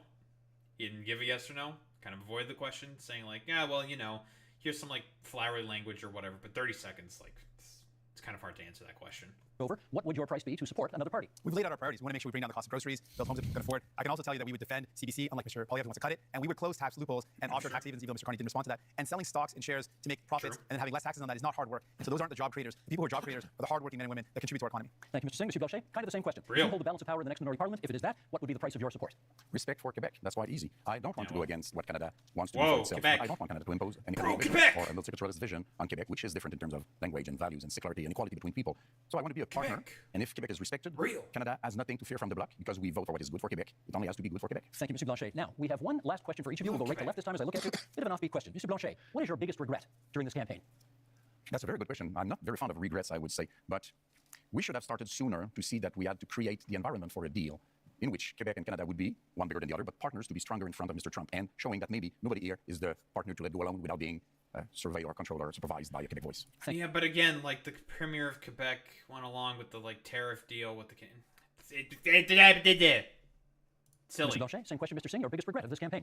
Not being able to meet as many people as I would love to have. It's a short campaign, and so I can't get to as many communities as I wanted to. I think one of the honors of my job is to be able to meet people and to hear their stories. And that is true. It is a short campaign. Like, when was it called? It was called like April 2nd election. Like not even a month. Like, it's very short. Community, I'm going to fight like hell to make sure that you're represented, that we never let any government cut our healthcare, that we defend the values that we care so deeply about. We make my life more affordable. That's my commitment to you. Even if I didn't get to see you, that's my commitment. Thank you, Mr. Singh. Mr. Carney, same question. Biggest regret of the campaign? To be honest, it's the same answer. This is an astonishing country. It is an amazing country. And the opportunity and the responsibility that comes with it of being with Canadians, hearing their stories, their challenges, drawing strength and ideas from them, and working to be part of the solution is the greatest honor of my life. But the regret is that it is also a big country, and it is a short period of time. Mr. Polyev, last word to you. I actually agree with these two gentlemen. I had a rule that at all my rallies, even when they're really big, I would stand in front of a flag and greet every single person. Even when they were really big, dude. I remember like the compilation of like Pierre Polyev, like, look at how many people are at my rally. You're not beating the fucking mini Donald Trump allegations, my dude. Yeah, you're not beating them if you're like constantly sawing out of your fucking crowd sizes. And hear their stories and learn their struggles. And that was always touching to me, that they would put their faith in me or in any of us. But we've been in such a rush because we have to get off to the next event, so we haven't been able to stop and do that. And I want you to know out there, I haven't forgot about you. Thank you. Thank you, Mr. Polyev. It is Cap. Time now for closing statements, and prior to the debate, you drew lots as to which order we would go in. And Mr. Singh, you get the first word on a closing statement. Certainly, thank you. Because you voted for New Democrats, we were able to build this country that we love. Universal health care and pensions, because you voted for us. Because you voted for New Democrats, we were able to fight to bring in dental care, pharmacare, and childcare. Because you voted for us, because you supported us.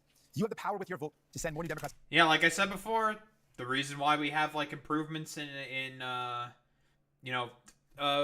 pharmacare, in dental care, and eye care is because of the NDP being a part of the basically making the Liberals have to do that. So Ottawa, to continue that fight, to make sure that no government cuts the things that we hold dear, like our healthcare, to show that we can do everything possible to make life more affordable by making it more affordable to buy your groceries and to get a home.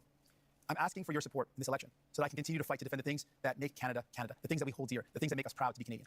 Thank you, Mr. Singh. Mr. Carty. We are facing the biggest crisis of our lifetimes. Donald Trump is trying to fundamentally change the world economy, the trading system. But really what he's trying to do to Canada, he's trying to break us so the U.S. can own us. They want our land, they want our resources, they want our water, they want our country.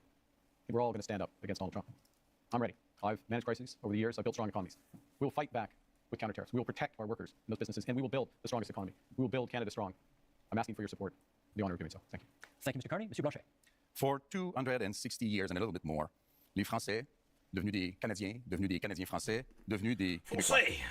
You have tried to have them become Canadians like all Canadians. True. But to no avail. We are different. So let's be economic partners. Let's have a voice chosen by and for Quebecers, an ally for Canadians as equals in front of Mr. Trump. Monsieur Poilievre. Only in Canada did someone start where I began and get to the stage. I was born to a single mother and adopted by school teachers who raised me to believe in the incredible Canadian promise that anyone who worked hard could do anything. Buddy, you've been in politics for your whole fucking life. But okay. That promise feels broken today. Many of you worried about paying your bills, feeding your families, or ever even owning a home. You're worried your kids are in danger. But I'm here to say it doesn't have to be this way. With change, we can restore the Canadian promise so that hard work gets you a beautiful house on a safe street under a proud flag. We can do it. LARP. For a change. Gentlemen, thank you for a very spirited debate tonight. 2 quick points before we go. Number one of you celebrated your 60th birthday yesterday on the stage. Yves-François Blanchet, bon anniversaire. Merci beaucoup. Merci. Secondly, you'll notice we didn't have to change the time of this debate because the Leafs already clinched the Atlantic Division title, and therefore we didn't need to move the debate to accommodate a hockey game. I'm getting back at my colleague who was in this position last night, and okay, go Habs, go. Wait, what? Oh. The Leafs are good? Oh. Okay. I love that. Hockey insert. Go, hockey. All right. Well, that's fine. With that, we're done. Thank you, leaders, for being here tonight. We are just 11 days from Election Day, April 28th, but there are many ways that you can cast your ballot starting tomorrow at advance polls. If you intend to vote by mail, that debit, right? And we hope you use it. Thank you so much for being with us tonight. I'm Steve Pagan. Good night from Montreal. Nice. All right, cool. My thoughts overall. I mean, I wish I was like more informed on a lot of this stuff, but you know. Here's the thing with Canadian politics. It's really boring. So it's hard to keep up with a lot of stuff. What?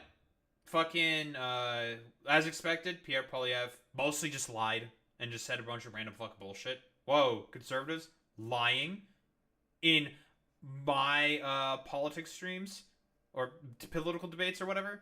No. Who would have thought such a thing could be conceivable? Whoa, that he would lie. Crazy. Who would have thought? I don't know. A bunch of stuff like Mark Carney said, not really satisfactory, but, you know, again, like, liberals, as expected, are never really going to, be the main people who sort of, like, meet the moment in order to be like, oh, here's what we can really do. The crazy reforms that we need to do. I mean, like, you know, there are such stuff that probably Mark Carney has done with this company, more than likely. He hasn't really, like, answered, like, a lot of those questions, but, you know, politicians are going to politician. I mean, it's also part of the format where it's just like, you know, you're just not going to be given enough time to answer stuff like that. And it's just like, well, you know, what can you do, right? Jug Meat, I thought, did overall pretty well, you know. I guess I am just a kind of biased because I'm generally speaking like more left-leaning. But, like, I mean, it's good that Jug Meat more or less, like, recognized, saying, like, yeah, we've lost a lot of our support to the Liberals. We're going to try to do everything possible to try to, like... Because I know what his strategy is. He wants to pull back enough support from the Liberal Party for the NDP in order to be able to force the NDP to have to form another minority government with them so they can push the Liberals to, you know, do more good, like, regulations and reforms. That's the point, right? And, I don't know, the Bloc, they just talked about Quebec. Bro, Quebec. That's the Bloc. But yeah, I don't know. Parts of it were pretty boring. Mark Carney not Mark Carney. Pierre Poilievre mostly just lied. Mark Carney, you know, I thought he did fine, you know. He did what he had to do in terms of debate. I don't think he was, like, bad in the debate per se. But more like, he was just, like, some stuff is just like, I don't know. Not necessarily enough. Might be more that you need to say or do. But, you know, hopefully... All I can really, like, hope for, to be honest, is, like, you know, conditions do get improved somehow. And, I mean, it's definitely not going to be done through the Conservatives. And, like, the Liberals are more than likely going to, like, be mealy-mouthed about this, so... We'll have to wait and see what happens, who gets into office at the 28th. I mean, if it is If it is Pierre and the Conservatives, it's going to be a fucking complete disaster. It's going to be a shit show. But I don't know. Given how the polling is looking right now, I don't think the Conservatives are making it in. I'll be honest. I don't think it's going to happen. But, you know, I've been wrong about shit before. Well, that's all I really got to say about that, to be honest.